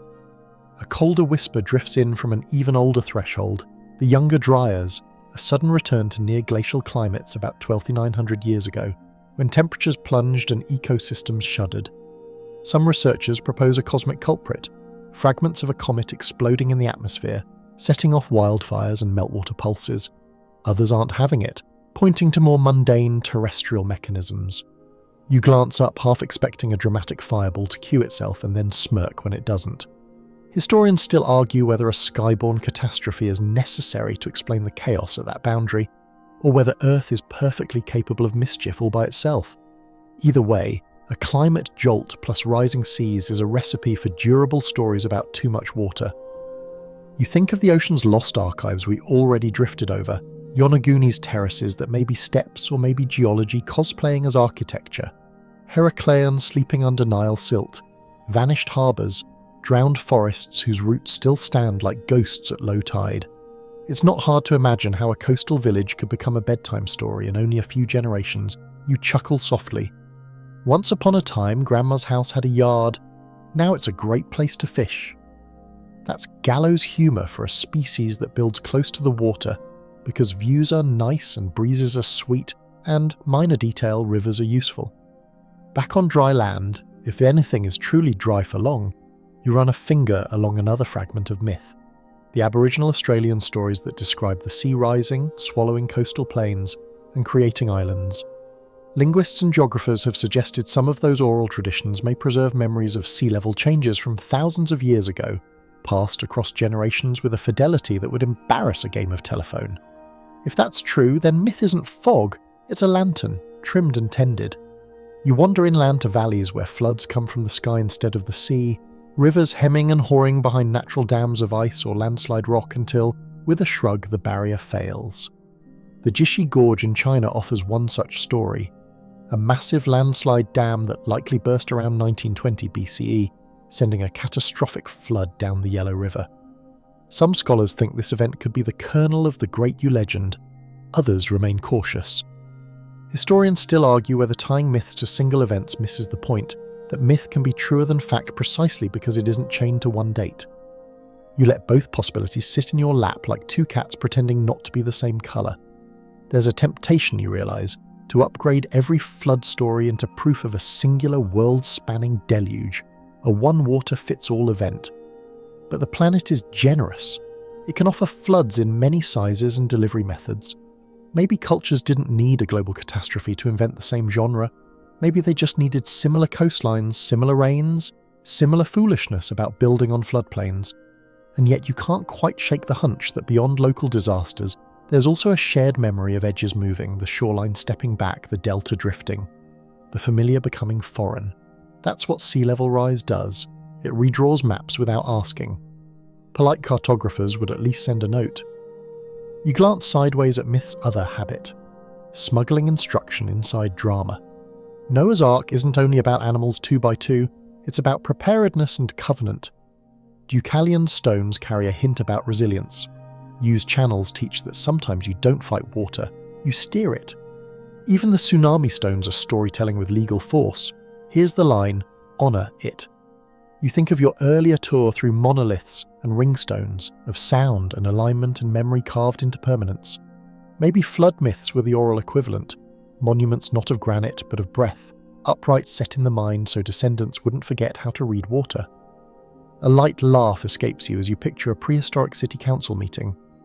New business, stop building basements where the river goes to think. The motion fails naturally. Humans love a fine view and a short commute to the harbour.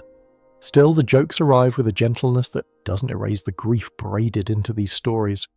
The lost fields, the unmoored graves, the old names that no longer match new bays. If our unknown civilization tried to hand us anything, perhaps it wasn't a star map or a machine at all, but a library of scenarios. When the river grows teeth, when the coast walks inland, when the sky forgets moderation, here's what you do. Your mind reaches back to the ocean's drowned staircases and forward to the mathematics in bones and knots. Flood myths sit between them like bridges. They are patterned recognition applied to danger, lunar cycles that tug tides higher, seasonal rains that grind hills to slurry, long pulses of ice and melt. Behind the drama, a quiet math hums, return intervals, bankful discharge, thresholds and release. You don't need to call it hydrology to know when to put your boat on blocks and keep a bag packed. Historians still argue whether myth preserves data in any systematic way, or whether the pattern you love is just you loving patterns. Either way, empirical caution looks good in any costume. Night thickens around the river, and you imagine one last scene, a storyteller gesturing to a notch on a canyon wall, a stain left by the highest water pointing to where driftwood once snagged. The listeners lean in, small anoraks of attention in the dark. Here, the elder says, do not build below this line. The words become habit, the habit becomes tradition, the tradition becomes sewed, and the sacred becomes a myth about gods and boats and mountains, not because people forgot the point, but because sacredness is how you get kids to pass notes into the future. You breathe in the damp, and it smells like silt and memory. If there was an unknown civilization nudging the world, maybe its most durable monument wasn't stone or metal at all, but the human instinct to wrap danger store in a story bright enough to be seen from far away. Not a flood that happened once upon a time, but a lantern you carry every time clouds stack over a river and the air feels heavy with the secret you already know. Water remembers the path home, the river's warning fades into the hush of night, and you find yourself drawn into deeper layers of earth. Layers not of myth, but of bone and stone where things don't seem to match their labels. You crouch at an excavation site in your imagination, brushing away soil with a soft brush, only to reveal something that feels wrong. The artifact glints oddly, or the fossil lies out of place, as if someone dropped it here by accident or planted it like a prank. Welcome to the world of biological oddities and out-of-place objects, where the earth itself occasionally whispers, here's a riddle, good luck.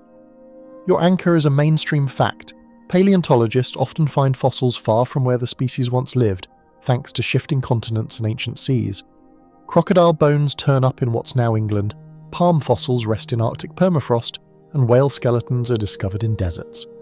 Perfectly natural, explained by plate tectonics and climate shifts. And yet every so often something emerges that doesn't slide neatly into the textbooks.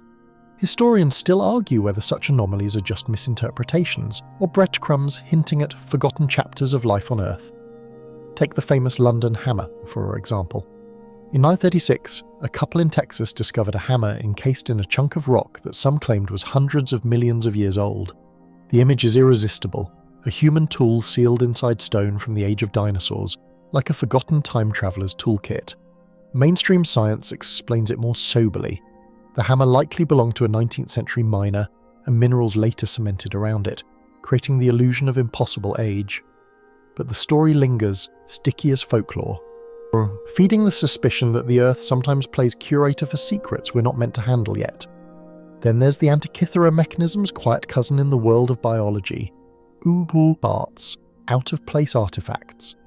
The term has been stretched to include everything from carved stones with allegedly prehistoric depictions of dinosaurs to metallic spheres found in South African mines that look too regular for nature.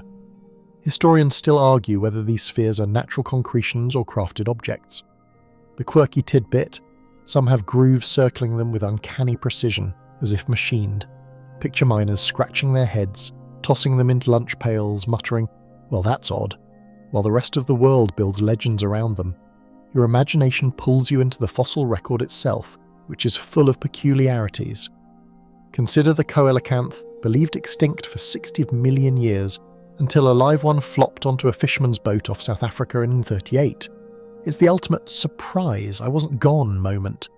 If one species can play hide-and-seek that well, who's to say others didn't slip past unnoticed? Or that fossils occasionally pop up where they shouldn't because we're missing chapters of migration and extinction? You grin at the thought of a trilobite sneaking across your kitchen floor, smug about, proving everyone wrong. But the most unsettling finds are human. In the 19th century, miners in Nevada supposedly discovered human-like footprints in rock strata dated millions of years old. Later analysis suggested they were made by ancient animals or natural erosion, but the myth of giant fossilized shoes persists. In Kentucky, workers once reported finding a metal vessel embedded in coal dated hundreds of millions of years old. Explanations range from outright hoaxes to misidentification, yet each story sticks because it feels like the Earth is winking at us, dropping Easter eggs in the fossil record. The debate sharpens when you reach the Nazca Desert in Peru, where elongated skulls lie in graves, stretched by a deliberate cranial binding. Anthropologists explain this as cultural practice, reshaping skulls for aesthetics or social status.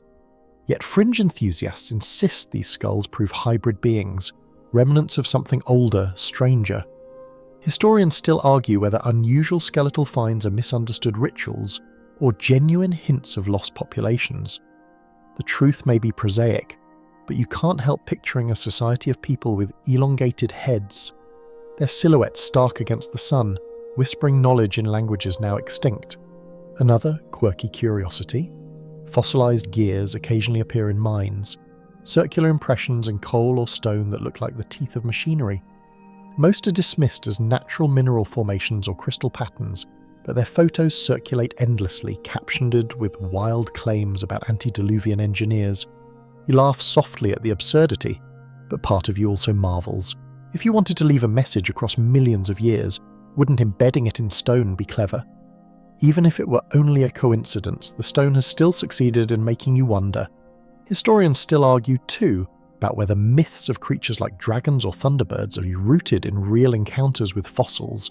Imagine early people stumbling upon a dinosaur femur jutting from a hillside. With no paleontology degree handy, of course they'd imagine a monster, spintails of fire breathers or sky hunters. In a way, fossils are natural story seeds, each one sprouting into a myth. Could the unknown civilization we're tracing have understood this? Maybe they curated bones deliberately, planting myths in younger cultures as teaching tools or warnings. The dig site around you grows darker as the evening settles, lanterns flickering over trenches. You imagine archaeologists wiping sweat from brows, cataloguing bones, labelling stolen, while just beyond their reach something even stranger waits.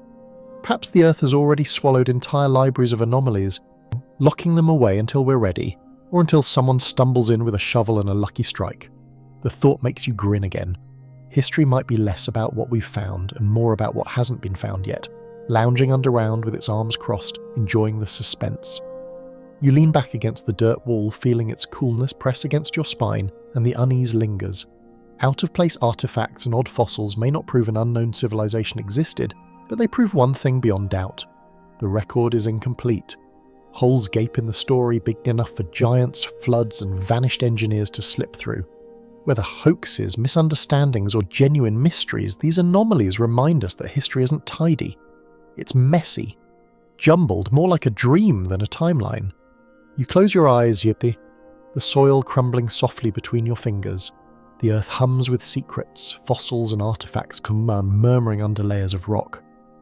And maybe, just maybe, one day another poor brush will sweep the dust from something so out of place it rewrites the whole story, leaving us to wonder whether the missing civilization was hiding in plain sight all along. The trench of curiosities drifts away, and now you find yourself not with bones or hammers, but with currents. Currents that don't flow in rivers but in wires, sparks, and the strange humming possibilities of power itself. The night around you buzzes faintly, as if charged with static, and you wonder, did someone before us discover ways of drawing energy from the world that we've long since forgotten? If an unknown civilization had secrets, Surely one of the greatest would be how to bend power into service without fossil fuels, without wires, perhaps without even fire. The mainstream fact that grounds you is simple. Harnessing electricity is considered a modern achievement. Franklin, Faraday, Tesla, Edison, their names fill textbooks and museums. Yet scattered across the ruins of the world are odd hints that someone else long before them may have played with forces we only rediscovered recently. Historians still argue whether these are true remnants of lost science or just clever but misinterpreted artifacts, but the whispers keep sparking. Consider the Baghdad Battery, a clay jar found in Iraq in the 1930s, fitted with a copper cylinder and iron rod. When filled with acidic liquid, replicas generate small electrical currents, enough to plate metals or give a mild shock. Mainstream archaeologists suggest it was a simple storage vessel, perhaps for scrolls, but the experiment works so neatly it's hard to dismiss. You chuckle at the thought. Perhaps Mesopotamian jewelers were casually electroplating trinkets while we assumed they were chiseling in the dark. It would be like finding out your great-grandparents secretly had Wi-Fi in their farmhouse. Your imagination carries you further. The Dendera Temple in Egypt, whose wall reliefs show bulb-shaped carvings connected to lines resembling wires. Scholars say they're lotus flowers with snakes, mythological motifs with symbolic meaning. Fringe interpreters insist they look uncannily like light bulbs, and experiments with large glass bulbs and static power have created a glow eerily similar to modern lamps. Historians still argue whether the similarity is coincidence, but the image lingers. What if ancient priests performed rituals in softly lit halls, light glowing from devices whose designs we've since erased? The quirky tidbit that makes you smile. In the late 1800s, Nikola Tesla dreamed of transmitting electricity wirelessly through the atmosphere, using the Earth itself as a conductor. His Wardenclyffe Tower nearly became a reality before funding dried up. But here's the kicker. Archaeologists have noted that many ancient structures, from obelisks to standing stones, are built atop geological features that amplify electrical potential. Were they tapping into natural energy flows without fully realizing it? Or were they following instructions inherited from older traditions? You grin at the possibility. Maybe Stonehenge wasn't just a calendar or a soundstage. It was history's first really awkward charging dock. Lightning flashes in your mind's eye. You picture early humans watching storms, noticing how fire leapt from the sky and danced across trees. What if some unknown civilization learned to store that spark, not just worship it? The thought leads you to South America, where certain pre-Columbian artifacts, golden figurines shaped like aerodynamic planes, have been interpreted by some as knowledge of flight. Mainstream scholars argue they're stylized animals, yet when models were tested in wind tunnels, some flew astonishingly well. Historians still argue whether this proves ancient aeronautics or just the happy accident of clever design, but either way, the whisper of lost engineering grows louder. You smirk at the comic potential.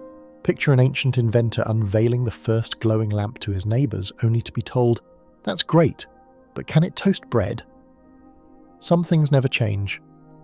Yet beneath the joke lies awe.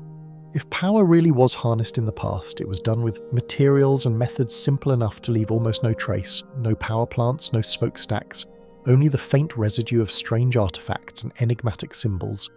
The landscape around you shifts again, and you stand atop a high plateau, wind tugging at your sleeves. Beneath your feet, stone channels and terraces spread like veins across the mountain. Inca waterworks so precise they still function centuries later. Not electricity, but energy in a different form. Hydraulic mastery, control of gravity and flow. Was this simply ingenuity, or part of a broader legacy of mastering natural forces? Historians still argue whether such feats were isolated brilliance or echoes of inherited techniques. To you, it feels like the same hum, the same instinct to draw power from the environment, whether water, wind, or something even more elusive. You think too of myths. Cultures speak of fire stolen from the gods, sky chariots, thunder weapons wielded by divine figures. Maybe these are metaphors, maybe exaggerations, but what if they preserve memory of technologies forgotten? A Vedic hymn describes the Vajra, Indra's lightning weapon. Greek tales tell of Zeus hurling thunderbolts. Could these be stories born not from imagination alone, but from encounters with controlled energy, terrifying in its power, remembered as divine? Historians still argue, but the possibility lingers like static on your skin. Darkness wraps closer, and you imagine glowing orbs flickering in the distance, lamps that don't burn oil, stones that hum faintly, devices lost to sand and time. Maybe the unknown civilization we're tracing wasn't more advanced than us in every way, but advanced differently, tuned to natural forces we've overlooked. They might not have had smartphones or satellites, but perhaps they lit their temples with captured lightning, powered tools with principles we've forgotten. The hum you feel now might be nothing more than your imagination, or it might be the echo of a current still running through the earth, waiting for someone to plug back in. You smile, stretching your arms toward the phantom glow. If such knowledge was real, it didn't vanish completely. It lingers in myths, in strange artifacts, in whispers of symbols carved on walls. Maybe one day we'll rediscover it, not as magic, but as science hidden in story. And when that day comes, perhaps we'll look back at the Baghdad jars and Dendera bulbs and laugh at ourselves for not listening sooner. For now, though, you let the hum fade into quiet, comforted by the thought that somewhere in the deep archives of time, a civilization might still be smiling, knowing they left the lights on for us. The hum of forgotten currents fades, and now you hear something softer, more mundane. Hoofbeats on dirt, the squeak of wheels, the rustle of cloth bags filled with grain or shells. The scene isn't lit by mysterious bulbs or thunderstones, but by firelight flickering on the faces of traders, their wagons piled with goods that should not, by any ordinary timeline, have reached so far so soon. You're standing at the crossroads of trade before empires, staring at networks that seem to leapfrog across continents like lines of ink scrawled long before the official maps began. The mainstream fact is this: archaeology has proven that long-distance trade existed far earlier than most people imagine. Obsidian from Anatolia shows up in Neolithic Europe over 8,000 years ago. Jade from distant quarries in China appears in ceremonial tombs hundreds of miles from its source. Amber from the Baltic washes up, polished and worked, in Bronze Age Mediterranean sites. Even before writing, people were moving goods astonishing distances, guided by rivers, coasts and memory. Historians still argue whether these early exchanges were sporadic flukes or parts of larger, more organised systems, but the sheer distances involved hint at something more structured than random wandering. The quirky tidbit that makes you grin: archaeologists in Turkey discovered obsidian blades so uniform in size and polish they may have been a kind of prehistoric currency, traded like tokens rather than tools. Imagine Neolithic accountants haggling over bags of razor-sharp glass the way modern brokers quibble about stocks. It's a little funny, but also telling. Trade isn't just about moving goods, it's about creating rules, standards, shared understandings across distance. And that takes more than accident. It takes organisation, communication, and maybe, just maybe, an older blueprint for connection. Your path takes you to the Mediterranean, where small clay tokens predate writing by thousands of years. Each one, shaped like a cone or a sphere or a disc, represented goods, goats, jars of oil, measures of grain. Some were sealed in clay envelopes, proto-ledgers that evolved into cuneiform tablets.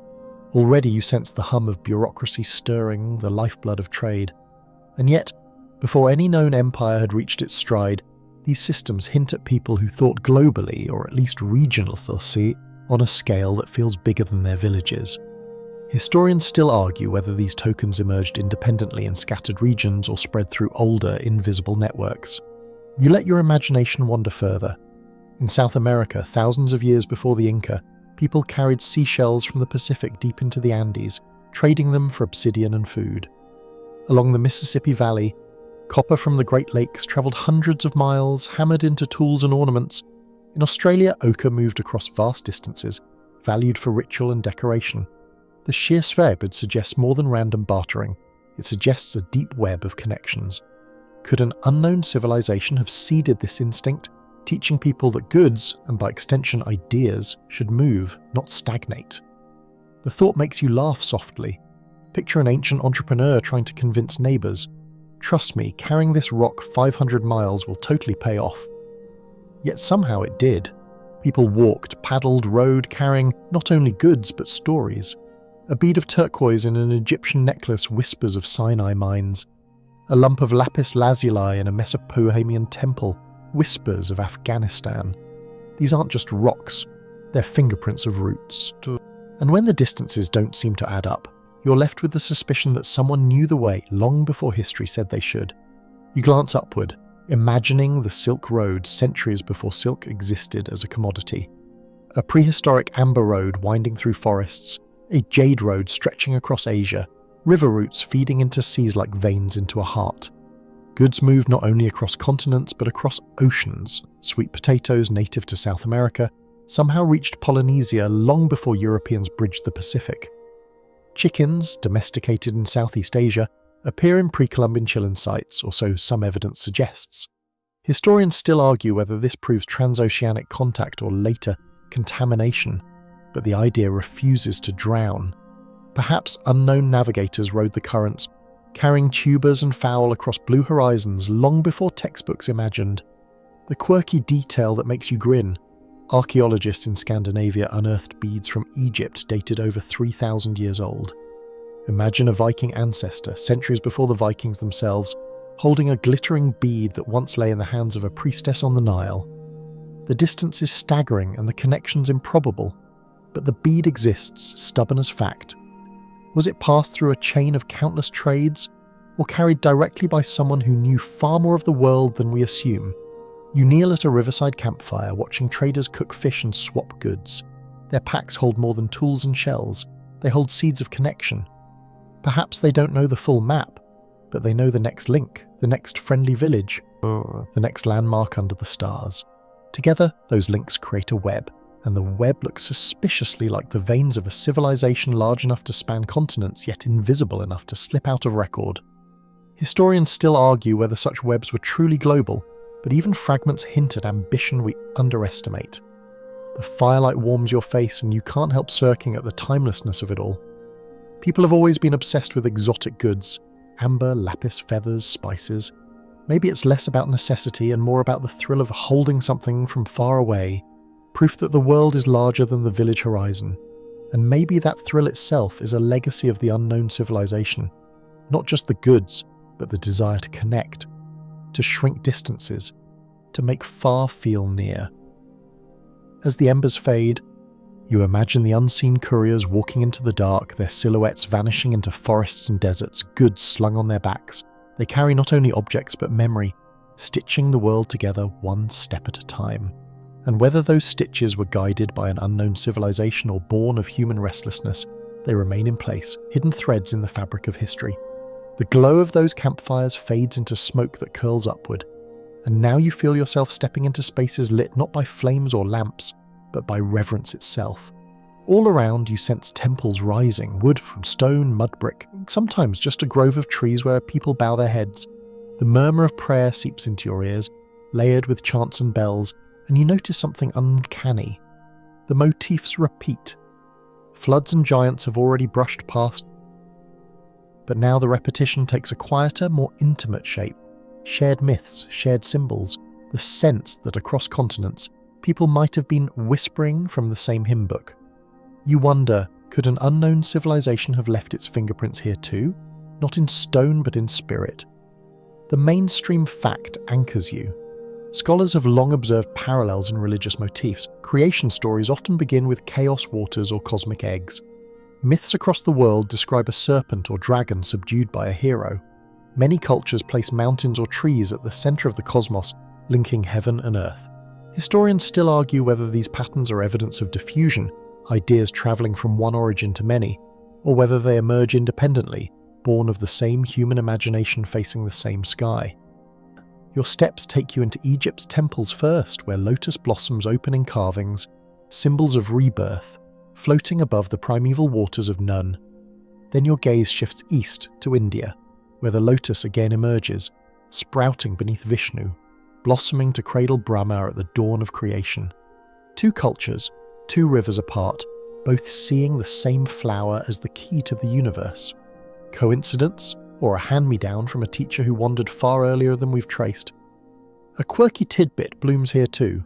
Scholars note that both Mesoamerican temples and Mesopotamian ziggurats were built as layered steps, stairways ascending toward the heavens. Official explanations tie them to separate cosmologies, separate needs, yet the similarity nags like déjà vu. Even the idea of sacred mountains, the axis mundi connecting heaven and earth, repeats from Olympus to Mount Meru to the towering world tree of Norse myth. You grin at the thought, Either every culture got the same cosmic architecture memo, or mountains just have great PR agents.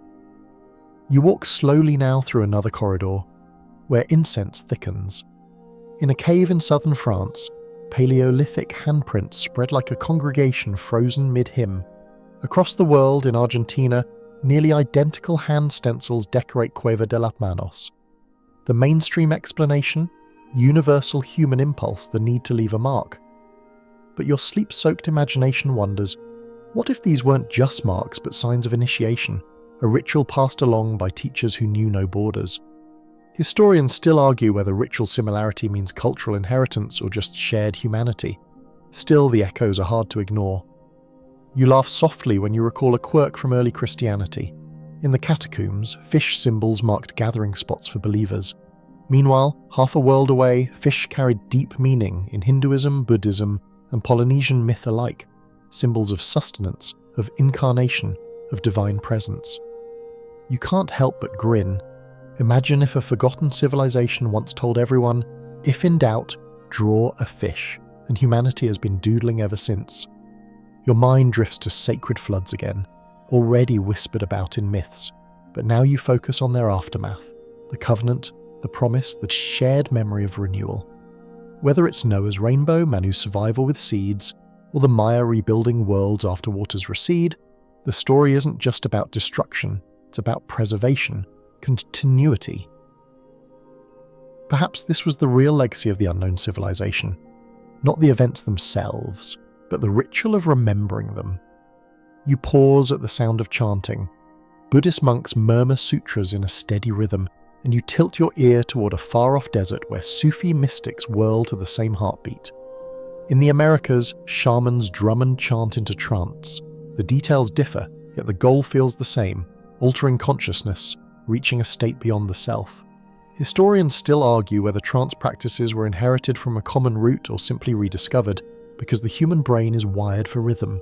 But as you listen, you sense a shared hum beneath it all, like the bass line of some forgotten hymn, the quirky tidbit that makes you smirk. Even in distant Pacific islands, carved figures show beings holding what look like handbags, small satchels clutched tightly by gods or heroes. You've seen them too in Mesopotamian reliefs, winged beings carrying the same odd bag. Coincidence, or a relic of forgotten symbolism? Fringe thinkers suggest these were tools of an ancient teacher, seeds carried across oceans. Mainstream scholars dismiss them as ritual pouches or stylized buckets. Still, the image makes you laugh. Perhaps the first great civilization simply invented handbags, and the tradition proved too stylish to die. You step deeper into a sacred grove, trees creaking overhead, and you remember myths of knowledge stolen from gods. Prometheus bringing fire, Quetzalcoatl bringing maize, Maui fishing up islands. The motif repeats everywhere, humanity receiving gifts of wisdom or survival from beings older, greater, sometimes resented by the divine order. Historians still argue whether this reflects universal psychology, our sense of inadequacy, our yearning for tools, or dim memory of actual teachers, travelers whose gifts were so monumental they were remembered as divine thefts. Night thickens, but it feels less dark than sacred, as though the world is wrapped in ritual rather than shadow. You think of symbols, spirals, crosses, mandalas, drawn in caves, temples, and sand across millennia. Some argue these are simply the natural shapes the eye and hand prefer. Others whisper that they are the fragments of a symbolic language too widespread to be coincidence. Perhaps the unknown civilization didn't teach technology so much as symbols, a shared vocabulary of meaning scattered like breadcrumbs across time. You can't help but smile again at the comic angle. Imagine the original teachers holding an intercontinental seminar, only for half the students to doodle lotus flowers, while the other half just remembered, draw spirals when in doubt. Yet even that joke carries weight. The persistence of motifs across time and culture suggests someone, or something, planted seeds we keep rediscovering. You let the incense fade, the chants soften, the sacred symbols blur. Whether these echoes are proof of hidden teachers or just the human imagination tuned to the same frequency, they remind you that belief itself is a monument, one carved not in stone but in story, ritual, and memory. And maybe, just maybe, the truest signature of an unknown civilization isn't their architecture or trade routes, but their fingerprints pressed deep into our faith. The smoke of incense curls away, And now you find yourself staring not at temples or monoliths, but at ruins, walls broken, columns toppled, fragments scattered like bones across the landscape. Silence drapes them, heavy and absolute. The question presses down on you like the dust itself. If there really was an unknown civilization guiding humanity, why did it vanish? Where did it go? Civilizations are fragile things, and history has plenty of examples, yet the idea of one so influential disappearing so completely gnaws at you like an unsolved riddle. The mainstream fact steadies you. Collapse is not unusual. Rome fell under the weight of invasions, economic strain, and political rot. The Maya cities emptied in the 9th century, their pyramids swallowed by jungle. Angkor's grandeur receded into Cambodia's forests when climate and war shifted balance. Historians still argue whether these collapses were sudden cataclysms or long, drawn-out declines, but the pattern is clear. No civilization is immortal. Even the most brilliant eventually buckles. But an entire global teacher vanishing without a trace, that feels stranger. Like a magician's disappearing act without an audience to applaud. You picture the possibilities one by one. Maybe they succumb to climate shifts, the Sahara drying, glaciers melting, seas rising. We've already wandered through floods and deserts, and perhaps those disasters didn't just erase villages but entire cultures. Or maybe disease crept in, silent and merciless. Epidemics have always stalked humanity. A virulent plague in a prehistoric population might wipe out knowledge bearers so thoroughly that only fragments survived, absorbed into later myths. Historians still argue whether traces of pandemics can be found in ancient DNA, but the shadows are there. The quirky tidbit that makes you smirk. In medieval Europe, whole villages were abandoned after the Black Death, leaving only empty houses and overgrown fields. Centuries later, archaeologists scratched their heads at these ghost towns, some assuming wars or curses. Now we know disease was the culprit. Imagine a prehistoric version of this. Archaeologists stumbling on an entire city with no bodies, no battle scars, just silence. Without context, it would look like a mystery scripted by an impatient god. Then there's the spectre of war. What if this unknown civilization tore itself apart in conflict? Weapons advanced enough to scar memory. Ancient texts sometimes hint at it. Vedic hymns describing divine weapons as bright as suns, smiting armies in flashes of fire. Greek myths tell of gods battling with thunderbolts that shattered mountains. Historians still argue whether such passages are metaphors or distorted memories of natural disasters.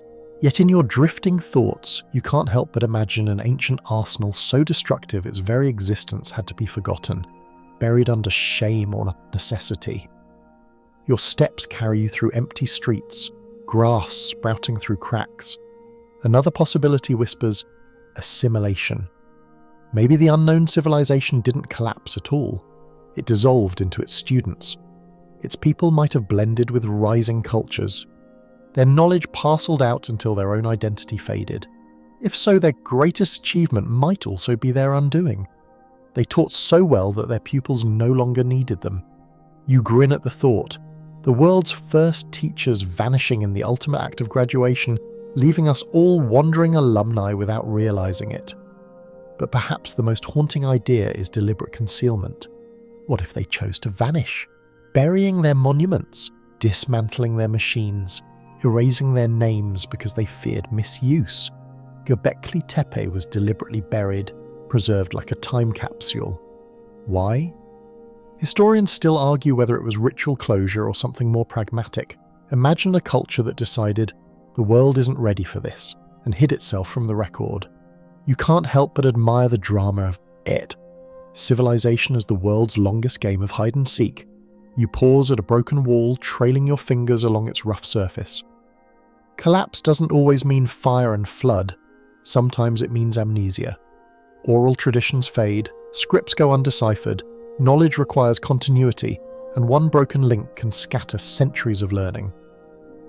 Think of Linear A in Crete, undeciphered to this day, or the Indus Valley script still unread. Whole civilizations can vanish behind the locked doors of lost languages. The unknown civilization, if it existed, may have left libraries that now look like graffiti, indecipherable without the key. Another quirky tidbit tugs at you. In 1901, archaeologists in Crete uncovered fragments of clay tablets from Knotes, written in what became known as Linear B. For decades it resisted decipherment until Michael Ventris, an architect by profession, cracked the code in 1952. Suddenly the Minoans had a voice again, though only faintly. Imagine how many more voices wait in silence, how many civilizations remain invisible because we simply haven't met the right puzzle solver yet. The night deepens around the ruins, and you feel the weight of all the endings behind you. Collapses are sobering, but they are also strangely human. They remind us that permanence is an illusion, that even the most radiant cultures dim. Yet there's comfort in that too. If a hidden civilization did shape our world, maybe their disappearance doesn't mean failure. Maybe it was transition, knowledge scattered like seeds, sprouting in fields they'd never see. Historians still argue whether continuity or rupture defines history. But your sleepy heart leans toward continuity, the idea that nothing is ever truly lost, just transformed. You stand in the ruins, wind whispering through broken columns, and a thought settles softly. Perhaps the unknown civilization isn't gone at all. Perhaps it lives in us, in the patterns we repeat, the myths we retell, the structures we rebuild even without knowing why. Collapse may have erased their name, but their fingerprints remain. And maybe that's the greatest survival of all, becoming invisible not by vanishing, but by becoming part of everything. The wind that whispered through the ruins now turns cooler, steadier, as though urging you to leave the shattered columns behind and look not at the past itself, but at the way we search for it. You suddenly find yourself in a trench, boots sinking into loose soil, a trowel in your hand. Around you, archaeologists kneel with brushes, cameras and notebooks, each one intent on coaxing secrets from the earth. But the air is thick with something heavier than dust, the awareness that archaeology itself, as much as it reveals, can just as easily hide. The blind spots aren't only in the ground, they are in our tools, our choices, our biases. The mainstream fact sets the stage. Less than 1% of Earth's surface has ever been systematically excavated. That means 99% of potential history remains underground, underwater, or erased by erosion. Historians still argue whether we'll ever recover more than fragments, since time itself conspires against us. Wood rots, cloth decays, fires consume, floods bury. The archive of the Earth is vast, but its pages are torn, smudged, missing entire chapters. If an unknown civilization once walked here, most of its records may simply have melted into the dirt. You pause, trowel in hand, and think about preservation. In deserts, mummies endure for millennia. In bogs, bodies emerge with skin still intact. In volcanic ash, whole towns freeze like statues. But in jungles, in wetlands, in ordinary farmland, almost nothing lasts. Imagine a civilization flourishing in regions where decay is rapid. Within a few centuries, nearly every trace could vanish, leaving only faint hints in the soil chemistry or stray stone foundations mistaken for nature. You smirk at the irony.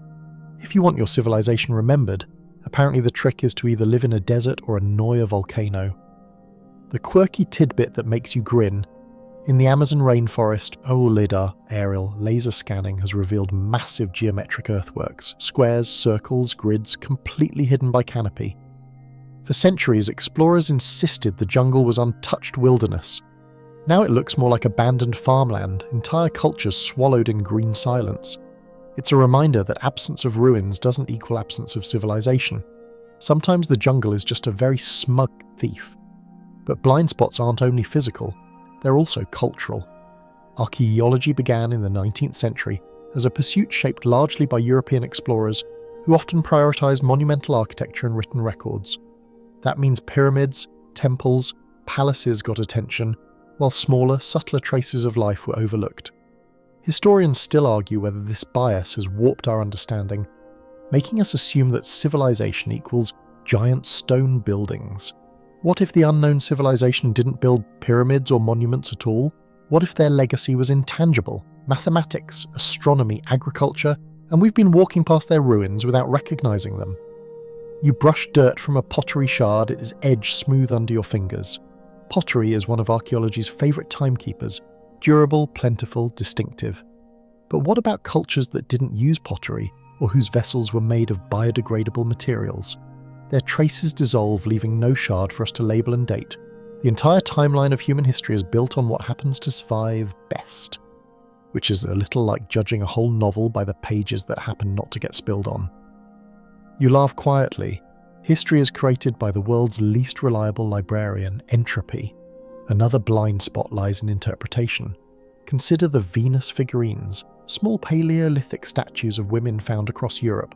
Some scholars see fertility icons, others early goddesses, others just prehistoric art with no deeper meaning.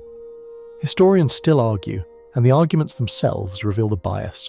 We often interpret through the lens of our own time, projecting onto the past our ideas of gender, religion, or symbolism. If an unknown civilization left behind ambiguous artifacts, we might never recognize them as civilized. We might label them trinkets, charms, or doodles, dismissing them as quaint instead of profound. The quirky story that makes you chuckle: when Heinrich Schliemann first excavated Troy in the 19th century, he misidentified layer upon layer of ruins, thinking he'd found Priam's treasure. In reality, he destroyed evidence by digging too aggressively. Archaeology sometimes acts like an overeager toddler tearing through gift wrap, more intent on finding treasure than preserving context. If a hidden civilization had once stood here, it's entirely possible some of its best evidence was accidentally bulldozed in the excitement of discovery. And then there's confirmation bias. Scholars tend to fit finds into established timelines. If an artifact doesn't belong, it's often dismissed as intrusion, contamination, or forgery. Sometimes that's true, hoaxes abound. But other times, anomalies are quietly shelved because they don't match the current story. Historians still argue whether this conservatism protects us from false leads or blinds us to real ones. You can't help but imagine a storeroom full of misfiled artifacts, each one muttering, "If only someone would listen." The night deepens, and you picture the unknown civilization itself watching from the shadows, amused at our efforts. Maybe they knew their traces wouldn't last. Maybe they relied on us to see patterns in myth, language, and alignment instead of ruins. Or maybe they left evidence in places we refuse to look, beneath oceans, beneath ice sheets, beneath the very cities we live in now. After all, modern metropolises are layered directly atop ancient settlements. Dig deep enough under London or Mexico City, and you're walking into older worlds. What if beneath those, deeper still, lies a layer we haven't touched? You rest the trowel in the soil, the trench cool against your skin. Blind spots will always exist. Decay, bias, oversight. But the thought comforts you strangely. It means mystery isn't a flaw in the record, it's built into it.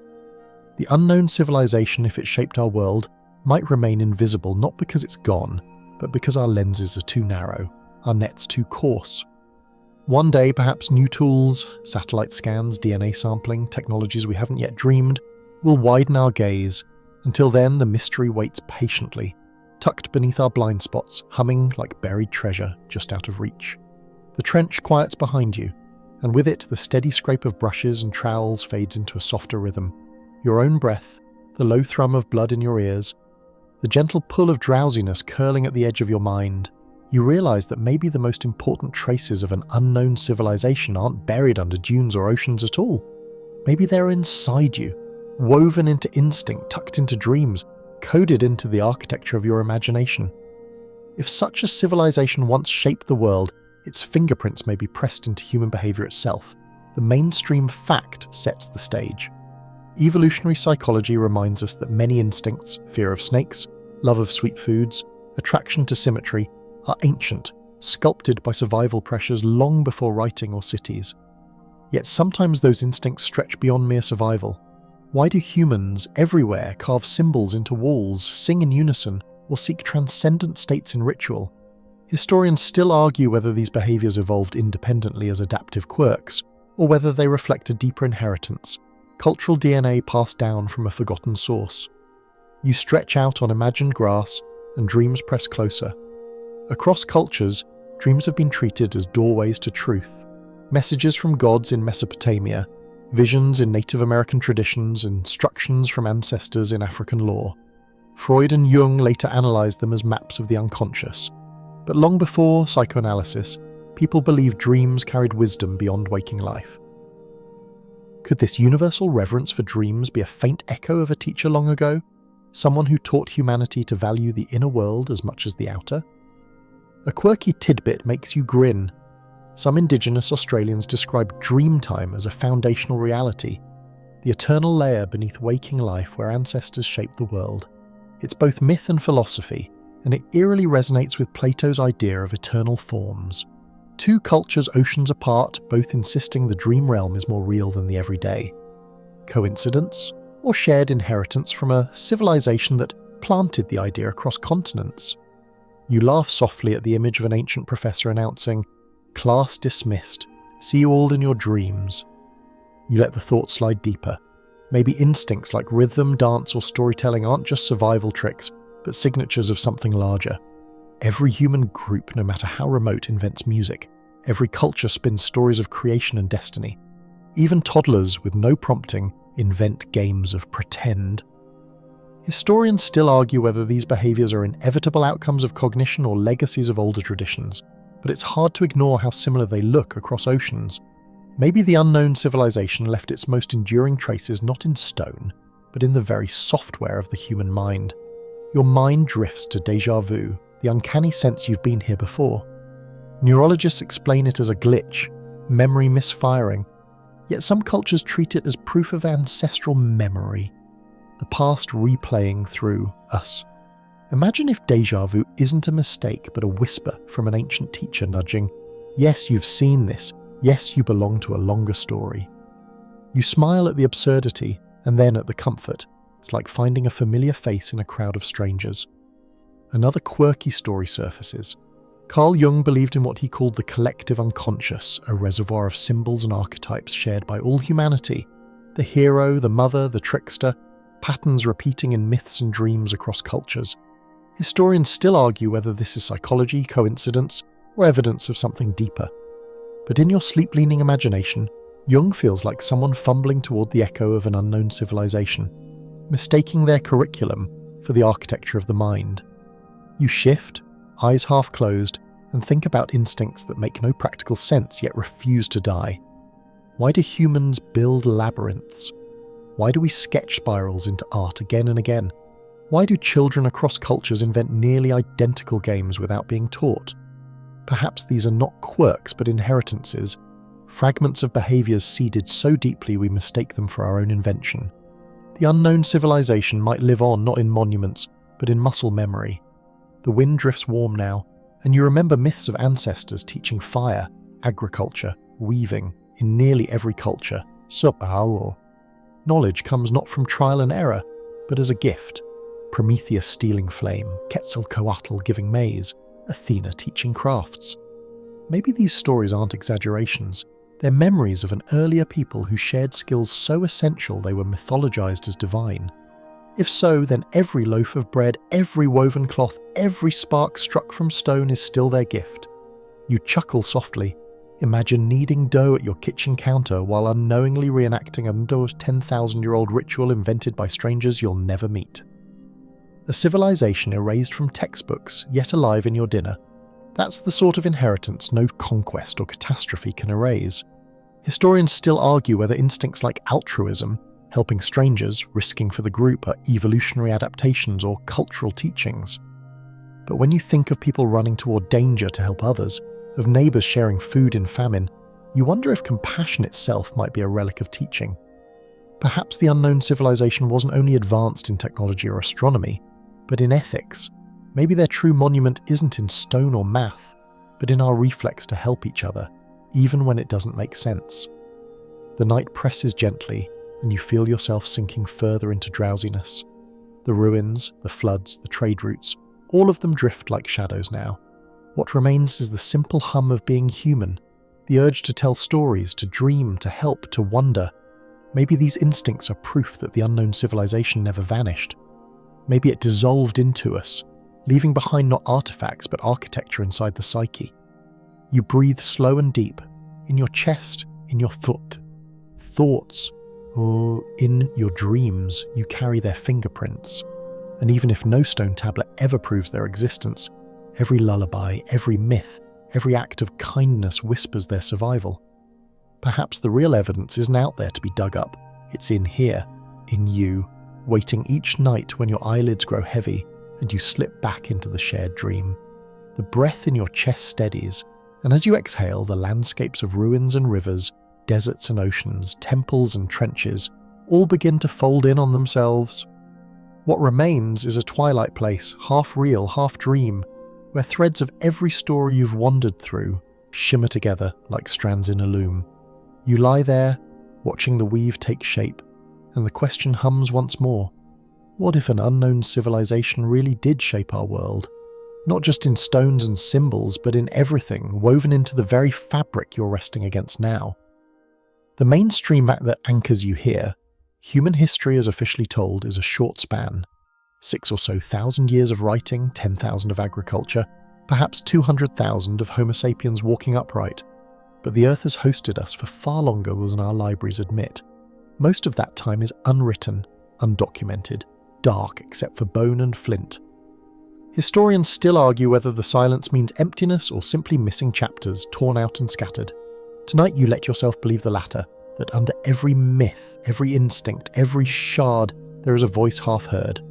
You close your eyes and see fingerprints everywhere, in the way people in distant lands all built pyramids without meeting, in the way serpents slither through myth after myth as guardians or destroyers, in the way flood stories echo the same refrain, survive, rebuild, remember. In mathematics that seems too precise, astronomy too careful, trade too far-reaching for mere accident. Even in the laughter you've shared at quirks, prehistoric fidget toys, ringing stones, handbags clutched by gods, there's a trace of something consistent, playful human. A quirky tidbit glimmers here. Some researchers have mapped the distribution of megalithic sites around the world and notice clustering along coasts now drowned by sea level rise. Were these just popular seaside real estate or breadcrumbs from builders who knew water would rise and still placed their monuments at the edge? Historians still argue whether this is meaningful or coincidence, but it leaves you smiling. Perhaps the lost civilization wanted to tempt us, to make us look just under the waves, to force us into curiosity. You smirk softly at the thought of them watching us now. Imagine their amusement. Modern people scrolling through glowing rectangles, arguing online about whether they ever existed, while the truth lies buried under sand, drowned in seas, or humming quietly in our own habits. If they could speak, maybe they'd say, "We were never gone. You've been carrying us all along." The fabric of history ripples, and you feel yourself sinking deeper. You imagine their legacy not as monuments, but as a seed planted in every culture. Resilience, curiosity, the drive to build, to map and to question. Their disappearance, whether by flood, famine, assassination or deliberate secrecy, doesn't erase the gift. In fact, maybe that was their plan all along, to vanish into us, to become untraceable because they are everywhere. The night air thickens, warm as a blanket. You feel the stories settling like dust, the debates dimming like embers. Historians may still argue forever, but for you here, in this sleepy as half-light, there's no need for certainty. The wonder itself is enough. To imagine that someone once lifted stones to the sky, or whispered myths of floods, or counted lunar cycles into bones, not as isolated sparks, but as part of a fire we're still tending. Your body loosens, eyes heavy as you let the final thought drift across you. Maybe the unknown civilization isn't lost at all. Maybe it is us, stretched across time, forgetting and remembering in cycles, always leaving riddles for our future selves to rediscover. Every pyramid, every myth, every instinct, every dream is just us reminding ourselves of who we were, who we are, and who we might be again. And so you breathe out long and slow. The lights dim, the hum fades, and the fingerprints blur into everything: your heartbeat, your breath, the quiet turning of the world. The story doesn't end, it only drifts, carrying you with it into sleep, where the unknown civilization waits, not in ruins, but in dreams.